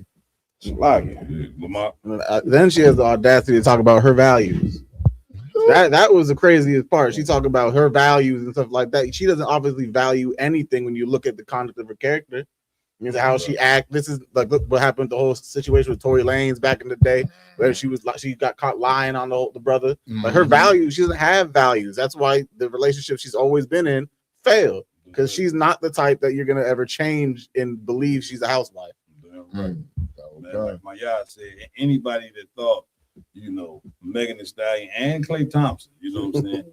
And when you first seen them get together 9 months ago, if you in your mind thought that they was gonna ride off into the sunset, have a happily ever after marriage and have 10 kids, then you're not a good observer of people. Right. You get my point. Now again, a lot of people been coming down on the sister about the whole breakup, and some people have taken her side, you know what I'm saying, Right. and agreed with her and believe that she deserves some sympathy, you know what I'm saying, which at the end of the day, we all have to be accountable for the things that we do. Klay Thompson and her. But the issue and the bigger problem of it all is that when you look at a Megan Thee Stallion, she is a product of white supremacy. Yeah, damn right. That's what she is. Yeah, damn right. We can get on her day and night, which I ain't telling nobody not to get on her, or whatever. But we got to go to the foundation of why she is the way that she is. Right. And we went over this. I think we've been going over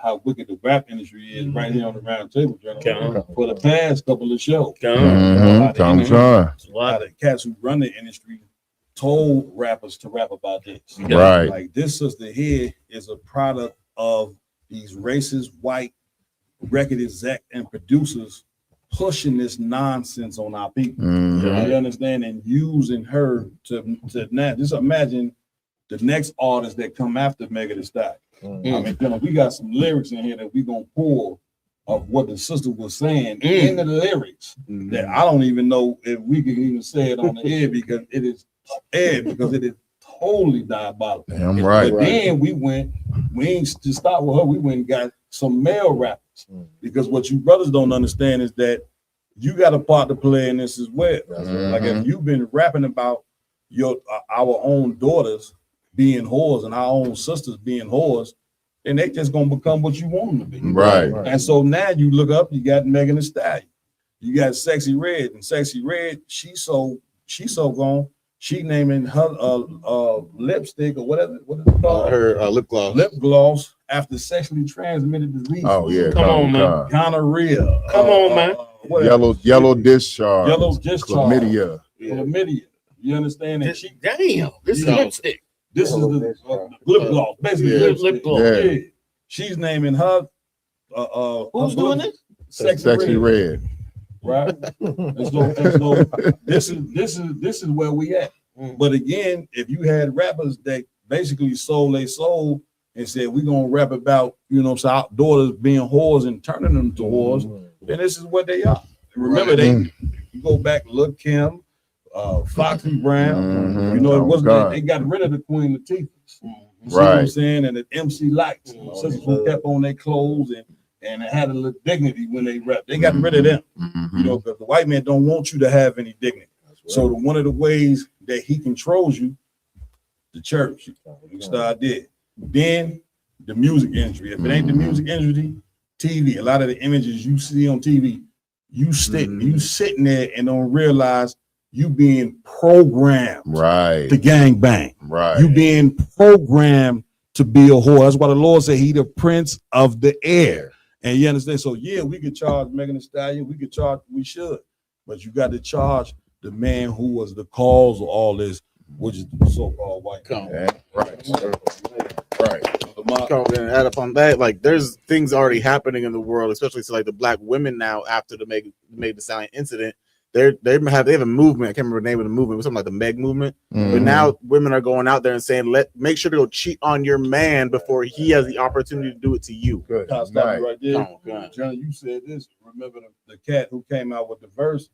He said, cheat on your man. That's how you get ahead. For real. I think I did. So again, before they did that, he put that in the song. Now, in order for him to put that in the song, these white record execs have to give the pass to show you how diabolical. There's no music that's making it to the radio or that's making it to the ears of our children unless the white people who run this music allow. That's right. So if you rapping about something positive, nah. You say cheat on your man, that's how you get ahead. I'll sign off on that. But you telling us he ain't the devil. Right. But look what he's saying. Look what he's signing off on. Now for a person who come from a home where their parents can tell them, man, this is entertainment. Because it's all entertainment. Music is entertainment. TV is entertainment. But when you come from a dysfunctional family, when it's no father in the home, or it is if the mother's dead, she ain't dead because she got to work 2 jobs to take care of the family. A lot of the time, the kids there by themselves, so they look at the people in the music industry as their parents. That's what we don't understand. That's how destroyed we are. But when you don't have no family structure, you're gonna look at entertainers as your role models. And brother, if you look at entertainers as your role models, the white man say, I got you. That's right. That's fact. That's right. That's fact. Got you. That's facts. Do you want to move on to the next video, or do you want to read Let's get the lyrics. You want the lyrics? Rock it, lyrics. I think you got some lyrics. Yeah, but that's all right. Get down. I know y'all got some good ones. I think you had them on your phone. Let's get the lyrics, then we get the script. Now you gonna play the lyrics, or you have them? You can read. Yeah, we can read them. That's what I'm talking about. You can read them. Rosh, you have those, right? I read some of them lyrics by some of them cats. I couldn't believe these was on something. Come. You know what I'm saying? Like I knew I was coming to see something foul, but I couldn't believe that's what I was coming to see. Joe, you know what's so crazy is that hearing you read it, I was telling the brothers like, okay, hearing you read it without the beat, yes, is now you can really hone in. Yeah, what you listen like to. the music ain't taking you. That's Now you just hearing and who knows what's in the music. Yeah. You know what I'm saying? So just hearing the lyrics, you so right, Cat. It's like now your conscious mind is working. That's which mean you like, whoa. Yeah. Now your defenses is up. That's it. You know what I'm saying? Like almost like the flute. Like Exactly. The flute, and they, you know what I'm saying? They got the snake, and he, you know, that this is snake what they're charmer. doing with you with the music. You know what I'm saying? The music is what's brainwashing you. Exactly. Exactly. Exactly. You know what I'm like saying? Esau has known for thousands of years that music influences your emotions. Like that's why you play love songs when you with your girl. You influencing your emotions at the time. That's why you play war music when you. Why is them white boys playing acid rock while they going into war? Right. Because they trying to put their mindset in a mindset of war. Right. So whatever mindset you want to get in, there's music to it. Guess what? If the slave master is giving us music to put you in the mindset of a whore, right? Then that's what you're gonna get into that mindset. So like you saying, it will influence you, but when you take the music away now, so now you just looking at it like you would any textbook, any written material. Right. You ain't being influenced by it. Then that's when your defenses is all the way up. Right. And you looking at some evil shit now. You know what I'm saying? Reading he put one of the articles up, not articles, but the verses up. So to believe this is Young Dolph's music. It goes, I love all my hoes, and all my hoes love. Read it slow. Okay. It says, I love all my hoes, and all my hoes love Dolph.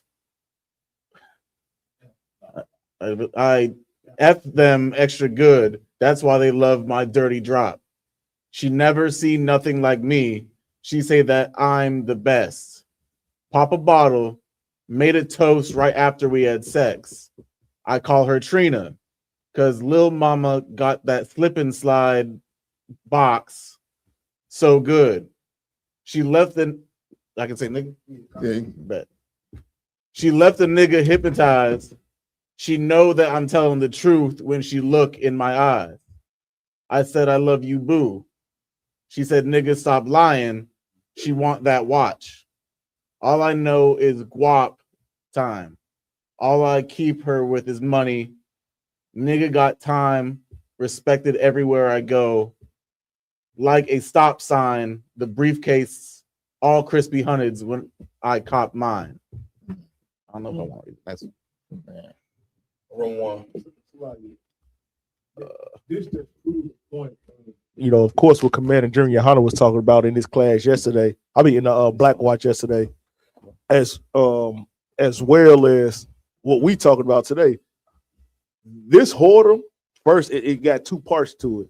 It's got the part of men wanting whores, but it's also now it's making whoredom a profitable thing, because you even see it in his. He's saying, "Hey, I got a bag. That's it. So if you a whore, I got a bag to pay for the whore." You know what I'm saying? Now every black woman want to be a whore because she knows she could attract a man with a bag. You know what I'm saying? So that's what these lyrics was. What you saying so heavy? That's what make a Megan Thee Stallion believe that she can request 700 G's from a man for a month. Right. For a month. Right. For what I would like to know, what is it about you? You know what I'm saying? That I got to give you 700 grand in a month. You know what I'm saying? Go ahead, John. I was just gonna say, and it shows you how this music is so motivational that she believes she can get 700,000 from because she's motivated by all the lyrics that tell her if she holds enough that she can request that 700 and get that 700 because of it. I got another one if y'all want me to read it. Oh, please do, sir. You know what I'm saying? You got a banger. But Lord have mercy. All right. This song is by Future, Kendrick Lamar, Metro Boomin. Oh, yeah. It says, got a fire in my joint, up on this bitch. Young Metro, 3 times, yeah. sticking to the code, all these hoes for the streets. I put it in her nose. It's gonna make her pussy leak. Pussy niggas told ain't gonna wake up out they sleep. You can't hear that switch, but you can hear them niggas scream. All my hoes do shrooms. Nigga, all my hoes do coke. 20-carat ring. I put my fingers down her throat. Damn. If I lose a carat, she might choke. Hold up. If I lose a carat, she might choke. I know she's gonna swallow. She's a goat. Yeah, you read this shit without them songs, without the music, you be shocked. Free band nigga. Bring the racks in. Got the shooters in the corner like the pack in. She think cause she's an exotic bitch, she attractive. That's that shit'll get you put up out the section. Hold on. And the motto's still the same. Ball like I won a championship game. You know these hoes hungry. They gonna fuck for a name. Excuse me, can I use that? You know these, okay, I put her on the gang. She get fucked for a chain. Got your girl in this bitch. She twirling on the dick. He was once a thug. He was he, and this keeps you in the game. By saying this, it's like if you was a drug dealer, you feel like a chump, right? Because you got out of it, right? That's what he's trying to say. That's it. I got syrup in this bitch. Turn her up in this bitch. He was once a thug.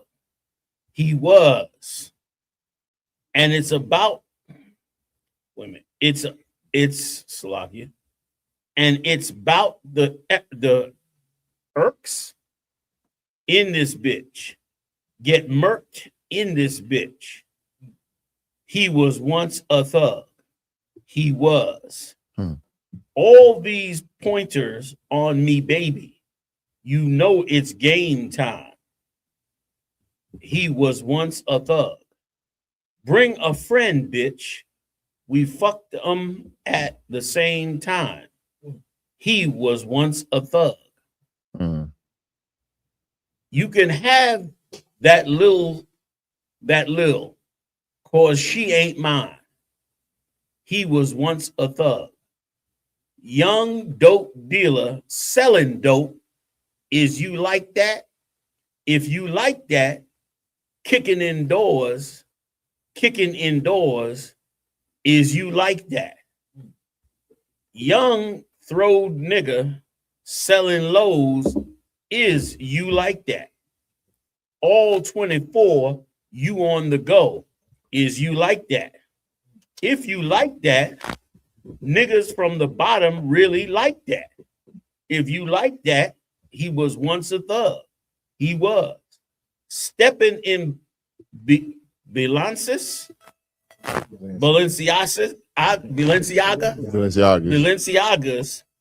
If you like that, he was once a thug. Pop another bottle if you like that. If you like that, he was once like that. He was once a thug.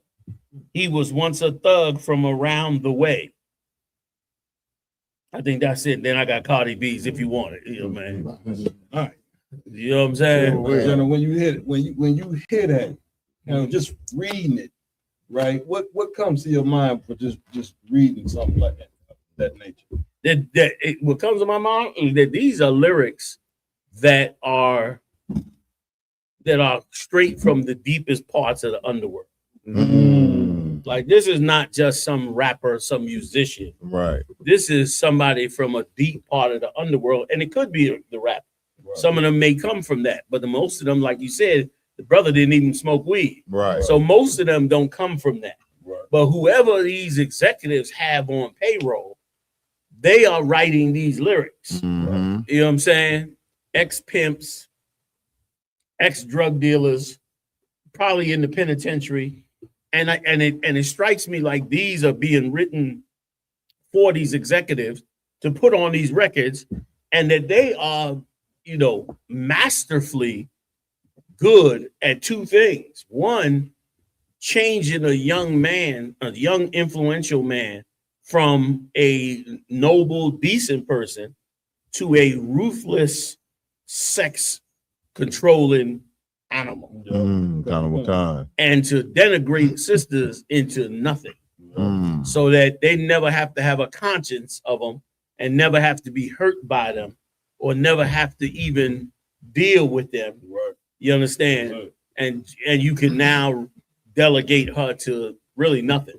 Right. And then if she doesn't fit that bill, you could just you could just put her out of the situation. That's what it strikes me at. Right. Like that's the root of what I'm reading. I'm reading a 1960s book on toast. I don't know if y'all familiar with what toast are, but back in the 60s, when the drugs came in heavy into the black community, you had a lot of these books came out that were written mostly by pimps, drug dealers, and all that, because back then, of course, you couldn't put it in the music. Right. And so they would write them in these books, and they would call them toast. Like you toast somebody, and so that's what a lot of these lyrics was. They would talk about their lives and what they went through, and how they dealt with women and what went on. You could probably find, like Donald Bones and stuff like that. I don't know the names of them, but it could be Iceberg Slim. He's one of them. Many of them put books out like that with their experiences in those books. Yeah, kind of. You know what I mean? Which again was the so-called small hats. You know what I'm saying? Using that work as a means to make money through books. And all they did now was take that same work and now transfer it to the record label. And now instead of just putting them in books, now they're coming out in records. Right. And probably in tons of movies we're not even aware of yet. They just sliding it all into these B movies that you seeing on Pluto TV and Tubi and these different off-brand cable channels. They probably flooding them unbeknownst to us yet that they doing the same. And so it's obviously a full campaign to demoralize us. Demoralize us so that we never help ourselves, never come together, we don't have nothing to build on. Right. No mention of kids and children and families. It's like the family structure have become an evil thing. Have become a waste of time when every last one of them and every last one of the people that listen to it are going to be destroyed at a certain point. Once they hit a certain age, they're gonna go through the hell and regret of never having done that. Right. And the pain. Now they might hide it, but that is what's against your nature. Like what we being taught now is totally against your nature to do. And this is what they're pushing on us. And it's extremely evil. And I don't see it, like, if I could, a real last point, I don't see it as nothing else but straight propaganda on how you would destroy somebody. This is no different than what the Viet Congs did to the American soldiers in the Vietnam War. The Viet Cong set up radio station, and they would get on the radio and they would talk to the U.S. soldiers, and say, "This is not your war. What's up with you? You a black man. Where your family at? You should be home. You should that." And they were propagandizing black soldiers so that they would change their heart to be home, to be with families, to have their integrity. The same thing that they was taught not to have. The Viet Congs were trying to convince them to go back home and do that. And that's exactly what they did in reverse. Like the brother brought out, just to back up real quick to what we were saying earlier. Once again, where is the black institution that is fighting this kind of music from getting on the streets? Where is the lawsuits, the shutting down of radio stations? Where is the protest? Where is the organized, serious organization that's serious about ending this kind of music in our community. Right. It don't exist because these fools ain't struggling for that.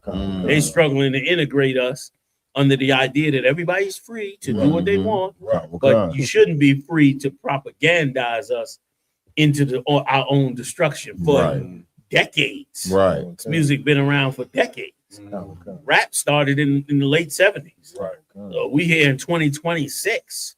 We're talking 50 years of pumping in propaganda into our neighborhood with no end. And so it's not music, it's a program. Right. So that's it. Yeah, if I could, sir. And also what I'm hearing in that is to say that these brothers, you know what I'm saying, they of course got a lot of money and a lot of, you know what I'm saying, wealth around them. So what they say, you know what I'm saying, it holds weight. Just like the Christian church. Right. You see the pastor up there, he driving in a Rolls Royce. You know what I'm saying? He lives in a mansion. He lives a lifestyle that the community wants to live. You know what I'm saying? Then he comes out and says words out of his mouth, and they look at that like a man of wisdom speaking to him. That's the same thing that's happening with these rappers. Damn right. Jay-Z speak, you know what I'm saying? They feel like he called himself Ho, they feel like God is speaking to him. You know what I'm saying? Man. Go ahead.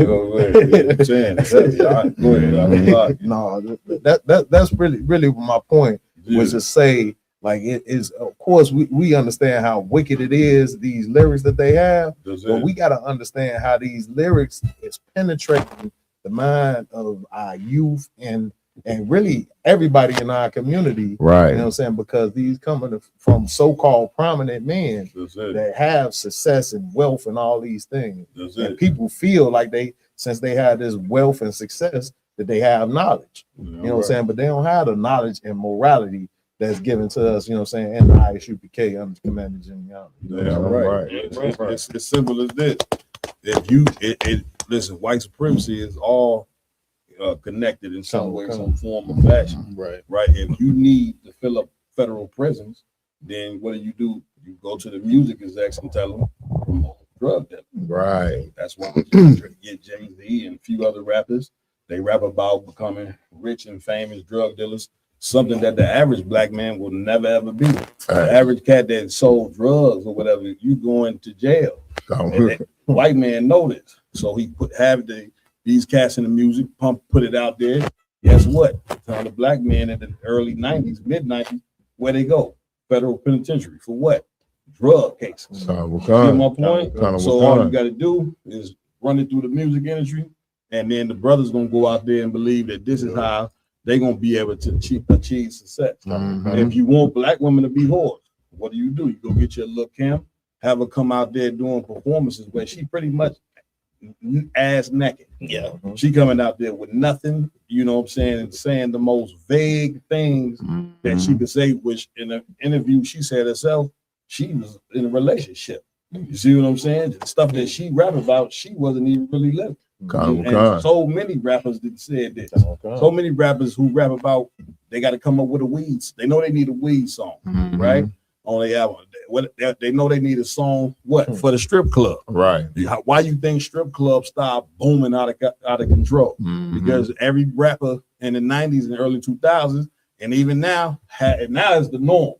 You got to have a song on your album that's for the strip club. Right. You get my point? Right. So once again, if you want to destroy people, music is the perfect form to do it. If you want to destroy people, TV is the perfect form to do it, which means we not controlling our own narrative. You understand? So true. It's insane. What we have with it? You gotta get that up. You're saying it's so true. We don't control our narrative, which is why we got to come back to the Lord so that now we can control our narrative. Right. We ain't controlling it now. Right. And a lot of these cats, they pretty much they serving money. That's why the scripture said you cannot serve God and mammon. Mammon being money. Right. Money. If you serve money, that means you're gonna not have. You're gonna take morals and toss it to the side because you worried about getting to a bag, which is what is all on black people's mind. Money. But y'all don't understand. The Lord created us to have morals. Right. And if you ain't got no morals, then chasing the bag is going to end you in two places: in an early grave with a disease, or in prison. That's right. See what I'm saying? Trying to get to a bag. We ain't saying don't get the money, but you can't put that over the top of having morals, and that's the thing that everybody is missing. Right. You get my point? Damn right. We're going next. Next up we have that video with Snoop Dogg bringing that child up on the stage. Yeah. What did he do? They're at a concert or something. He brought this young little kid, probably maybe like 5, 6, and up on the stage, and right next to the kid is a stripper on a pole. I'm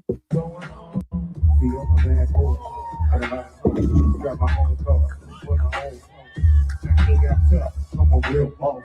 Big Snoop Dogg, so sharp. I'm on the TV screen and in the magazine. And if you plenty folks, you want a red bean. Oh, you got a girl and you want to pop back. AK-47 man. Stop that! See this you. I'm on the move. I got it. I'd love to get those lyrics. I wonder what he was saying at that time. Yeah. Like, why DHS ain't get called for that? Right. You know what I mean? I'd love to find out what it is that he was saying while this 5-year-old kid is on stage right next to some stripper stripping on a pole. You gonna say something, G? Not lying. Man, listen, they used to put that picture up in the video, and if you take a close look, you would have to say to yourself, now, Snoop older than me. Snoop got to be about 55, 56 years old. Easily. Like, you know what I'm saying? And this brother is so simple that he don't even see nothing wrong with having. That was basically a 5-year-old dancing on the damn stage while a stripper is coming down the pole. Now, you might say to yourself, what in the hell is wrong with this brother? I'm going to tell you that weed. Yeah, kind of Okay, this is proof that smoking weed makes you dumb. Kind of makes you a damn idiot. That's a part of it too, is the damn drugs that you taking and you frying your damn brain cells to where you don't even know that it's wrong to have a baby, you know, and you over sexualize on stage. Now this is in front of people, and I guess the people in the crowd they cheering and jumping up, having fun like this is okay. Right. Which we said at the beginning of the show, this is an empire that teaches you to not give a damn about what you do to children and how you affect their everyday life. That's a fact. You know what I'm saying? America is a narcissistic country, and it pretty much turns everybody into being narcissists. You know what I'm saying? So this is insane. Roman one. I got the lyrics. Oh yeah. Go ahead, run the lyrics if you could. I'd like to hear it. So on the lyrics, she said, "I'm a bad boy with a lot of hoes, drive my own cars, and wear my own clothes. I hang out tough. I'm a real boss. Big Snoop Dogg. Yeah, he's so sharp. On the TV screen and in the magazines, if you play me close, you're on a red beam. Oh, you got a gun, so you want to pop back AK-47. Now, nigga, stop that. Cement shoes. Now I'm on the move. Your family is crying. Now you're on the news. They can't find you, and now they miss you. Must I remind you, I'm only here to twist you, pistol whip you, dip you, then flip you. Then dance to this motherfucking music we crip to." In front of a 5-year-old kid with a strip on a pole. You talking about murder and how you gonna murder and all that. If I may, because this is a long song. On one of the bars, he says, of course, he hypes himself up. He said, "See these ice cubes, see these ice creams, eligible bachelor, $1 million boat that's wider than what's spilling down your throat. The phantom exterior like fish eggs, the interior like suicide wrist red. I can exercise you. This could be your psych ed. Cheat on your man, ma. That's how you get ahead." Damn. Yeah, that's Pharrell. Yeah, that's Pharrell, but it's still the same song. Yeah, that's Pharrell saying it in his song. Song. Okay. Same song. Yeah. Go sleep with another man. That's how you get ahead. We were just talking about earlier how he said Pharrell said it. Yeah. like that. Like that's diabolical. Like in Christ's kingdom, those cats, he'd be the one being put to death. Yeah, Instead of talking shit about putting somebody to death. But what I wanted to say is, I'm so glad you read those lyrics, because those lyrics again sound very familiar, like the toast I used to see and read and hear about many years ago. So whoever's writing all their lyrics is probably a small pool of people who have that information from the past, who's getting a check from the so-called Jew. That's it. You know what I'm saying? Like they took what they had back then and just transferred it over to the music and been pumping it up like that ever since. And destroying us with it. Right. And a lot of people don't know in the United States that it was the small hats that created pornography. Yeah, remember the owner of Hustler was a small hat. And so was that clown with the mansion. Hugh Hefner. Right. He was another small hat. These were small hats. And they created the pornography industry and pushed it all across America. Good night. Yeah, and went to court and fought them in court and all that. And now they control almost all of the online pornography now. They're buying out all the companies that put pornography out and connecting all of the sites together with the videos and everything and taking over the whole pornography industry. And they said they're making millions off of those videos. Like they done did all, like they are, full of creating immorality in other people, but keeping it out of them. Right. You know what I'm saying? Good night. Listen, you know what the naysayers they say when we try to fix our people, and when we charge the white man for all he done and the things that he do, stop blaming the white man. Right. You hear my point? Right. Like we know the white man is running the music industry.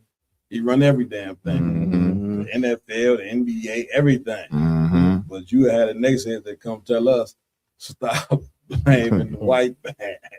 Yeah, when blaming the white man is how we get fixed. Right. Because what you don't understand in the scriptures, the Lord blamed the white man. That's right. The Lord also want us to be accountable for our sins, but the Lord does charge the white man, and it's the part of the reason why the Lord is going to judge America. Right. That's what you don't understand. The Lord is going to take this place here to court. We like prosecutors.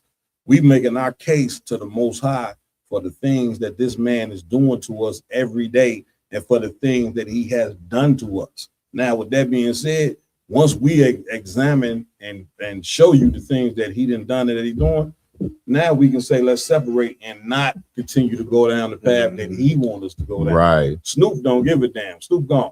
Snoop coked up, you know what I'm saying, weed up. He don't give a damn.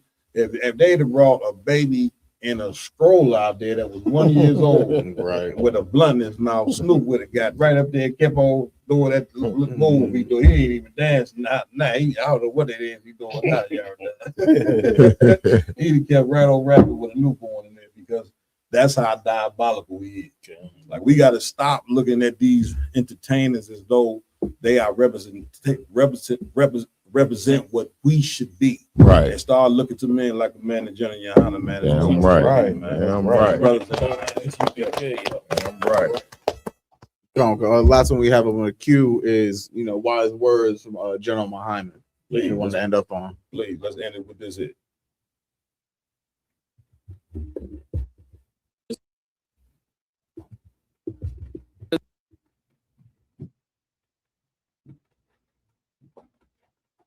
Was, how does not wanting my husband to have another woman and behaving in a way to chase away other women, I'm paraphrasing, how does that wrong my Lord? Don't think about what it does wrong to your husband. Think about what it's doing wrong to the woman who needs a man. Think about her. Don't you love women? Don't you care about women that are suffering?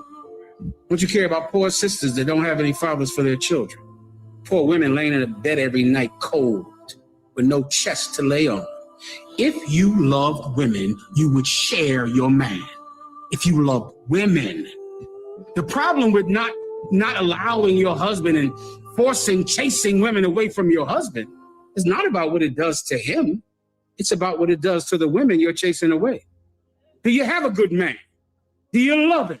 Is he strong and wise? Has he changed your life?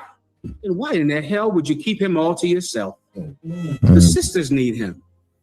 Don't you love women? Don't you care about women? Don't you want to help women? That's a cold cut there. On this, y'all done? If I could, sir, what he bring, of course, what he brought out was super heavy. But if you think about it, you know what I'm saying, like in this society, you know what I'm saying, it's taught that a good man is gonna have one woman. You know what I'm saying? So you like in one the good man, you know what I'm saying? A good great father, he support his family, got knowledge and wisdom. He's locked into one woman, and then you have, you know what I'm saying, the rest of the women, because women outnumber, especially black men, like crazy. You know what I'm saying? So you have all of these women to share who? Snoop Dogg and the rest of these cats out here, that's just gonna lead them to be whores, and you know what I'm saying, and some vow, you know what I'm saying? It's just a foul thing, and that's the reason why our society, our community is in a position that it's in. Go ahead, Lamont. What you say is so heavy, yard Don. Like, it's so insane. All the things that America says is okay, the abortion clinics, you know, single women having 3-4 babies by 3-4 different baby daddies. You understand, the homosexuality, the transgenderism, all that's acceptable. Like gay on gay marriage, all that's great. But once a man and 2 or more women all agree to be in the same polygamous relationship, that's when they cross the line. You understand? Because they can't have black people doing that, because guess what? We're gonna be having the babies. That creates too much unity. We'll get each other more correct if we start loving each other like that. So they can allow black men to have multiple wives, because they got to destroy the babies. They can't control us if we actually start showing love to one another. So that's why they're gonna not let us ever truly do it in their system. And if I could, how you gonna argue about men having more than one wife when you teaching everybody to be a pimp and a whore? One brother said, "Good night. I'm gonna treat both of these women right. I'm gonna deal with them like they my wives. I'm gonna raise the kids by them and all that." He a demon to that. Right. Like you just did a rap. Now the problem is this, right? If a brother rap what you just said, the people in the world will be like, what the hell he just said? Take care of 2 women at one time. Tell a woman to stay together with a man for the rest of her life. Make sure we don't create no, turn this shit off. That's what they would look at what you just said as like, this is sick. Why would you put something out there? And it's so a copy of the garden.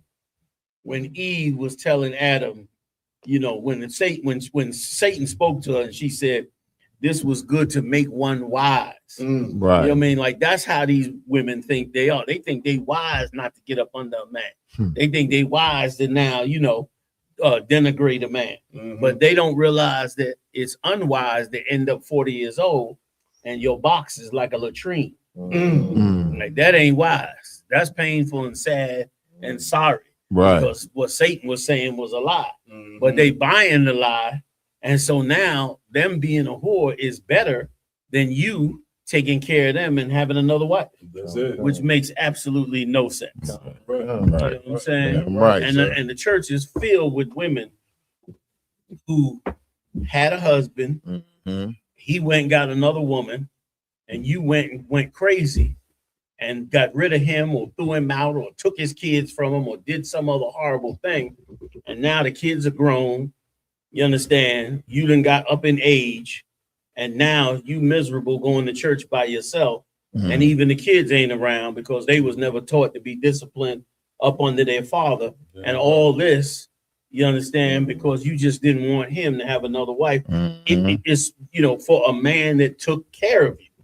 I ain't talking about some cat that abused you and got rid of you or treated you like they talking about in these lyrics. But so many, especially in the 60s, before they brought the drugs in, black men almost always had another woman, but she lived across town. Right. That was his woman across town. The kids knew, but nobody said nothing. It wasn't discussed. Right. You know what I'm saying? And he went and raised them families. Kids went to college and everything went on, and business was usually normal. Of course, it was always a little bit of tension and stuff like that. Right. But it was better than losing him. Right. And losing, all his help and strength. Mm-hmm. You know what I'm saying? Damn near every mother that lives in the hood raises her kid till it's about 12 or 13. And then she calling that father back to take care of that kid, to come help her with what she just messed up for 13 years. You know what I'm saying? Like, you done messed him up now for 13 years. Right. And now that you see he done got out of control, you ain't humbling yourself and saying, damn, I made a mistake and I should have never did that. Being so selfish that I didn't even want him to have that other woman when he was here raising this boy. But now you're going to call him up and say, you got to come do something about your son. Do you know he just got locked up? Right. Or do you know what I just found in the house? Or do you know this? Or do you know that? And of course, now you done disenfranchised him for all these years. His whole spirit has just been ripped from his own kid. And you better hope he have enough spirit in him to say, all right, I'm going to come down and try to fix the situation. Right. But most of the time you end up with a kid in the street or going to the penitentiary once a month to put money on his books because all he learned was from them streets.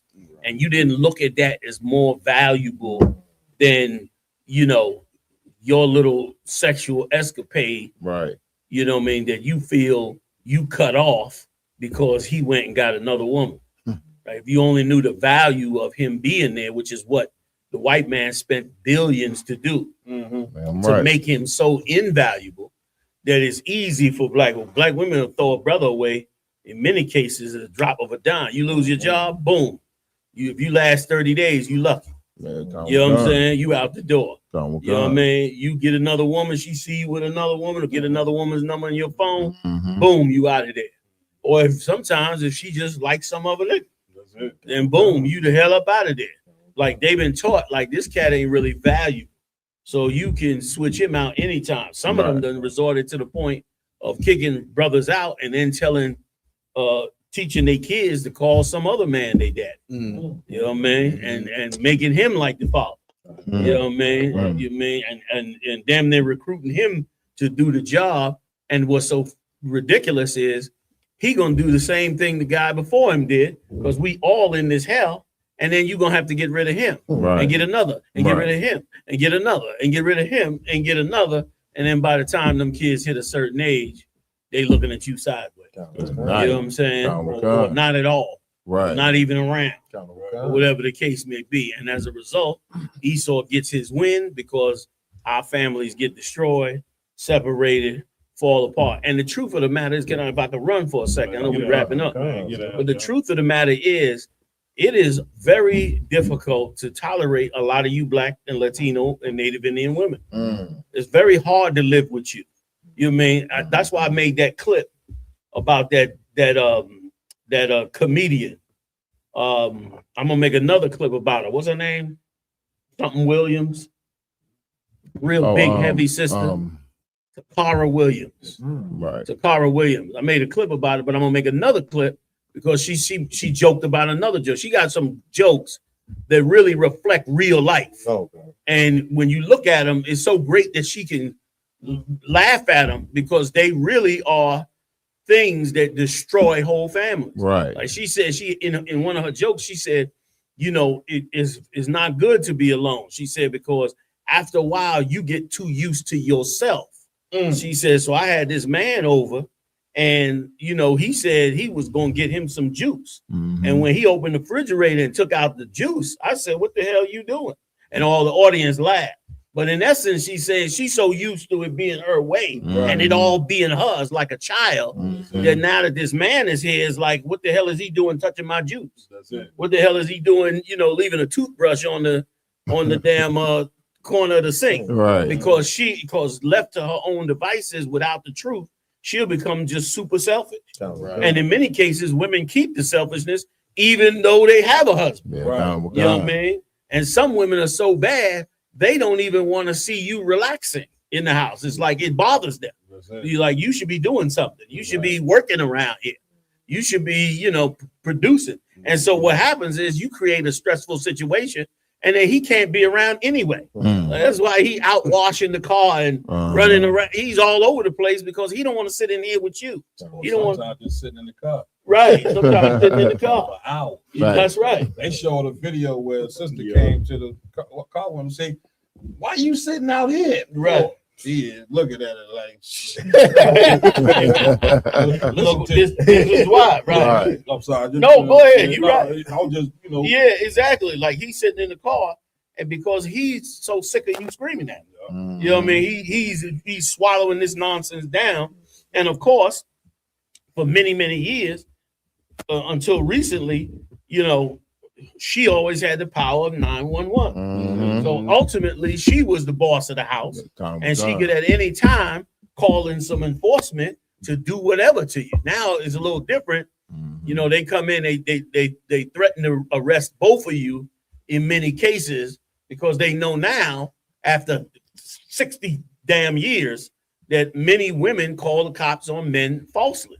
Many women charge men for assaults and different things falsely just to throw them out their house. And another thing, if I could, to throw a man out of his house is such an egregious thing in this. If he's in there, you got kids from him, he's paying bills, and then you're going to turn around and vanquish everything he had and put him in the street to start his life over. All because he had a woman across town. You're going to destroy your own house with him, right? And wipe out everything he has. And then you're going to wonder why he's treating black women like hell.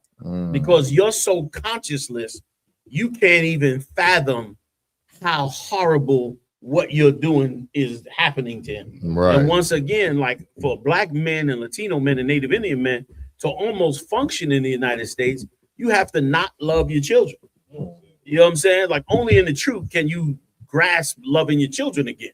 Because if you love your children, you become too vulnerable to this woman that's in the bed with you. Right. Because she got the power to call 911 and get rid of you out the goddamn house. So you don't even want to be that close to the kid. Because you so scared that this thing gonna go down and you're gonna end up without your own damn children. And brother, all of that gotta end in this kingdom. You know what I'm saying? All of that gotta end up. You know what I'm saying? So for real. And of course, there are a lot of issues that brothers have that women, you know, need a lot of help with. A lot of brothers out here got issues. But we address the women's issues because they usually end up with you involving Esau into the conflict. And when you involve an animal like that into the conflict, you know what I mean? You're asking to destroy and possibly murder a man because he went and slept with another woman across town. Like he slept with a woman across town, you're going to put him in danger of death. Right. Which means you just have no conscience at all. And that can't be tolerated. And it's what led black women to have abortions. You can't have an abortion if you are a woman of any sort of compassion. Right. You know what I mean? Like Right. you done lost your soul once you start to go down that road, and you lose it from this man teaching it to you and your man. We need a new program, and that program is the Bible. That's right. That's our new program. That's right. Instead of calling 911, you need to call the brothers in the IHBK to fix your disputes that right. you have with each other. So which true. Is the whole point, which is what Commander Junior Hunter has taught all the brothers and sisters in the IHBK. The solution for all of this is to serve the Most High. Damn right. This was really getting exposed. You know what I'm saying? The video, General Muhammad, what he just did was so powerful, as he is exposing to you sisters that you don't really love each other like you say you do.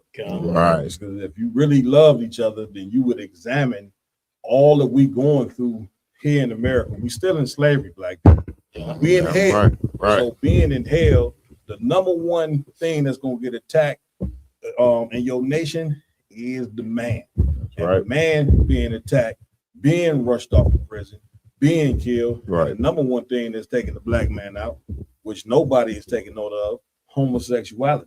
That's right. You don't even understand, because we don't stand in defense against this mental illness. All your men are being turned gay right before your eyes. Right. So like the Yaradan was saying, when you take the fact that ain't too many much men left. That's right. Right. You understand? Very So small a number. very small number of men. Right. And if you get a good man, that's valuable. A man is valuable to that family. That family is valuable to the community and the nation. You can't have a strong nation without the foundation of a family. Now, seeing that, you would think that you would want a sister to have what you have, seeing that it's such a destitute of strong brothers out here, which is what General Muhammad is bringing out. Damn right. Instead, you want to support a sister that says she leaving a man because he went and got another woman. You want to champion that, but not champion the fact that there's sisters out here that should be sharing a man. That's what you should be championing. And man, I hate to tell y'all, now's the time of exposing on who gonna stand with the Most High and who not. That's You right. can't come to the Lord and say you love the Lord. I'm paraphrasing the scripture and say, the Lord said you hate the brother whom you see every day. That scripture apply to you sisters as well.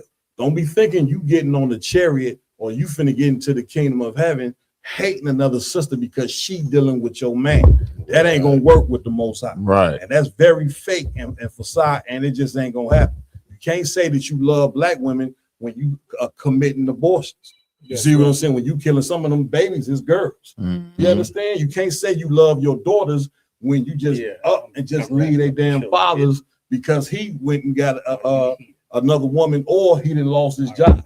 You get my point? This is exposing season, what we doing in the ISUBK. We expose. Brother can't say he love a brother when he go and sleep with that man's woman. You can't say you love another black man. Right. You get my point? And so I just want to say that, John. Listen, give it up. Right. And if I could, here's what's so messed up about it.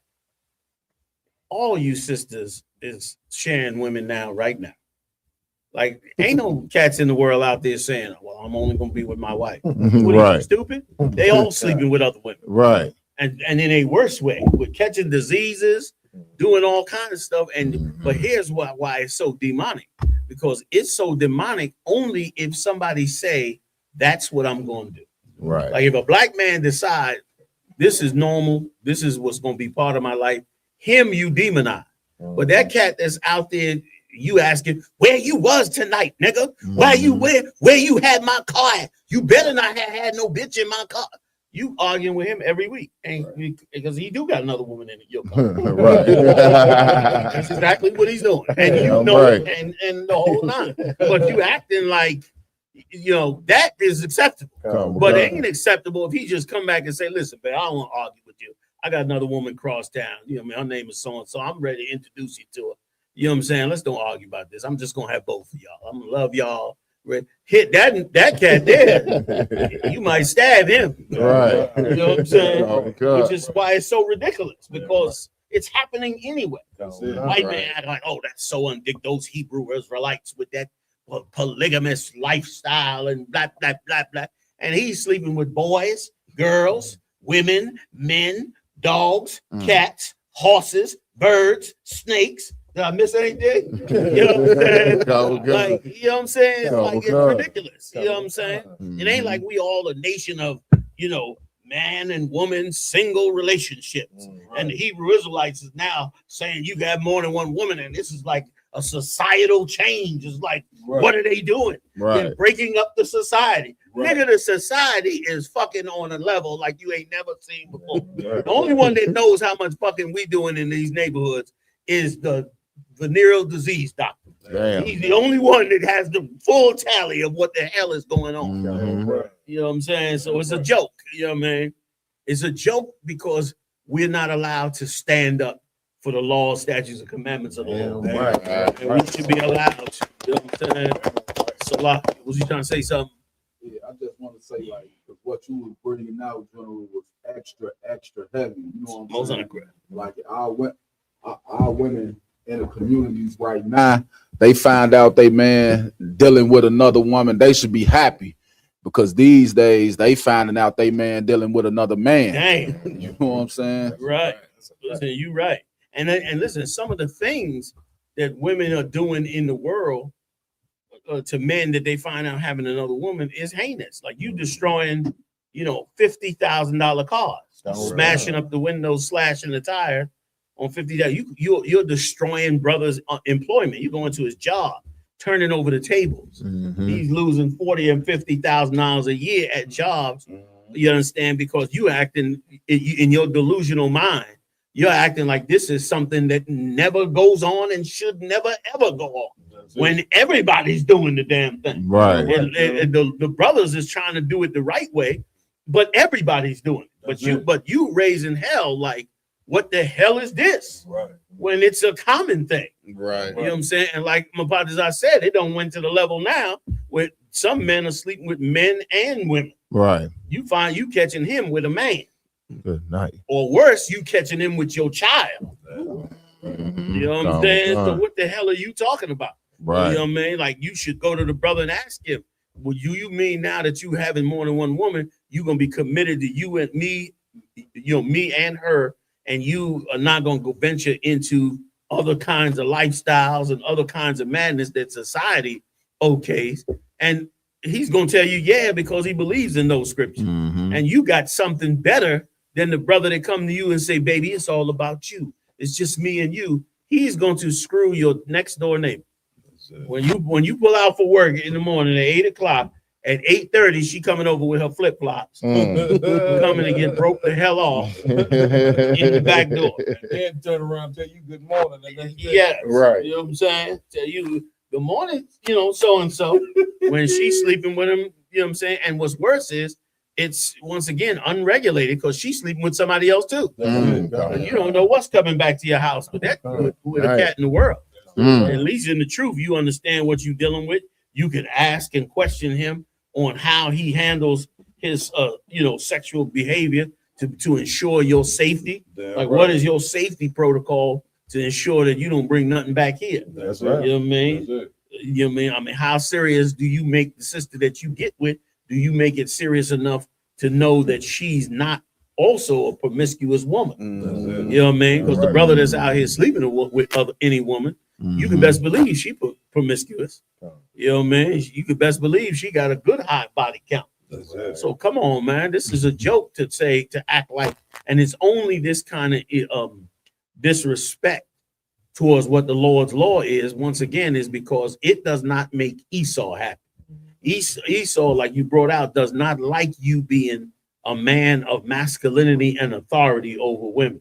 He does not like the fact that you have more than one woman, and you have that much help and assistance, and you give that much help and assistance and raising your kids. But meanwhile, he made TV shows about it, living polygamy and all that with the Edomites. You know what I mean? But you can't have that because, of course, that gives you too much power.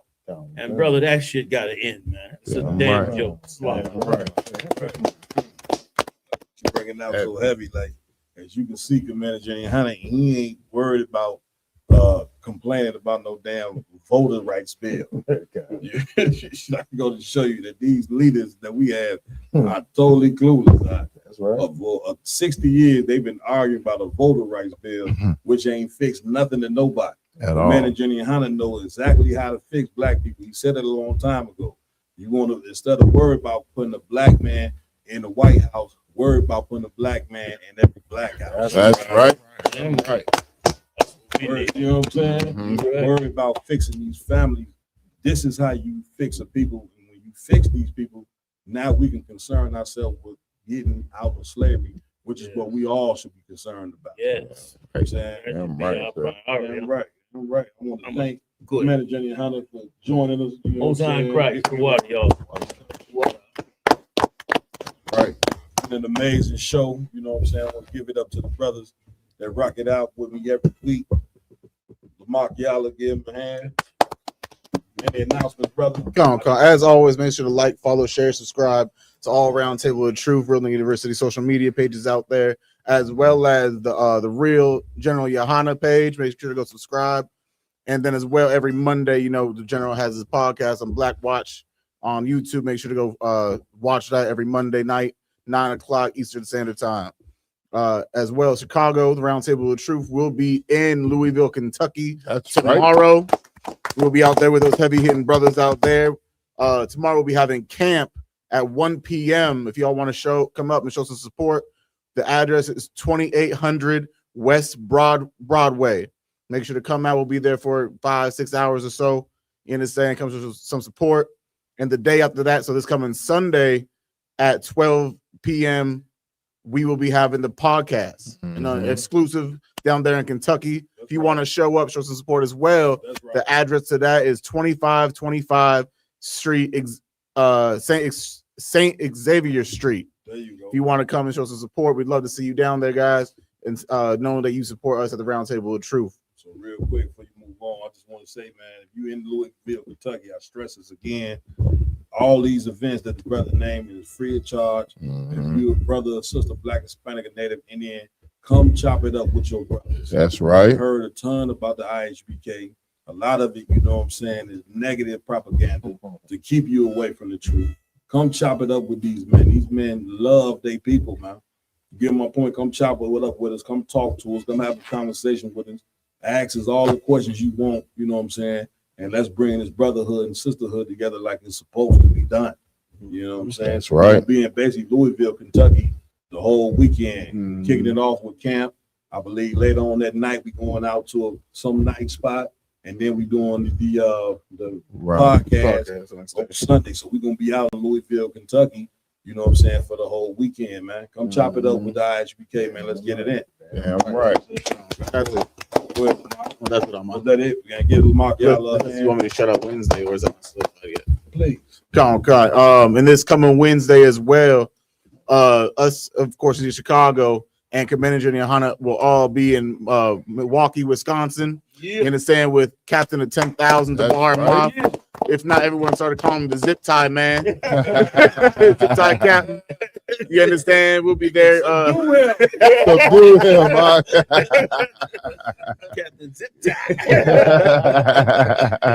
I believe the general will be teaching the scripture breakdown class, and then right after that, I believe we'll be doing an exclusive Black Watch.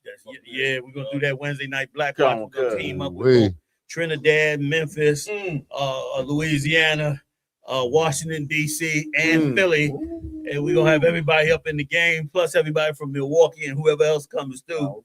It's about to be a rhubarb up in there. Get it on that Wednesday I'll make sure. in Milwaukee.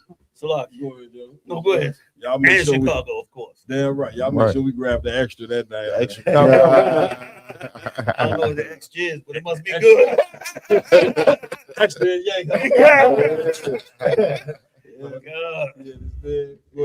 I made just for anyone that hasn't been there before.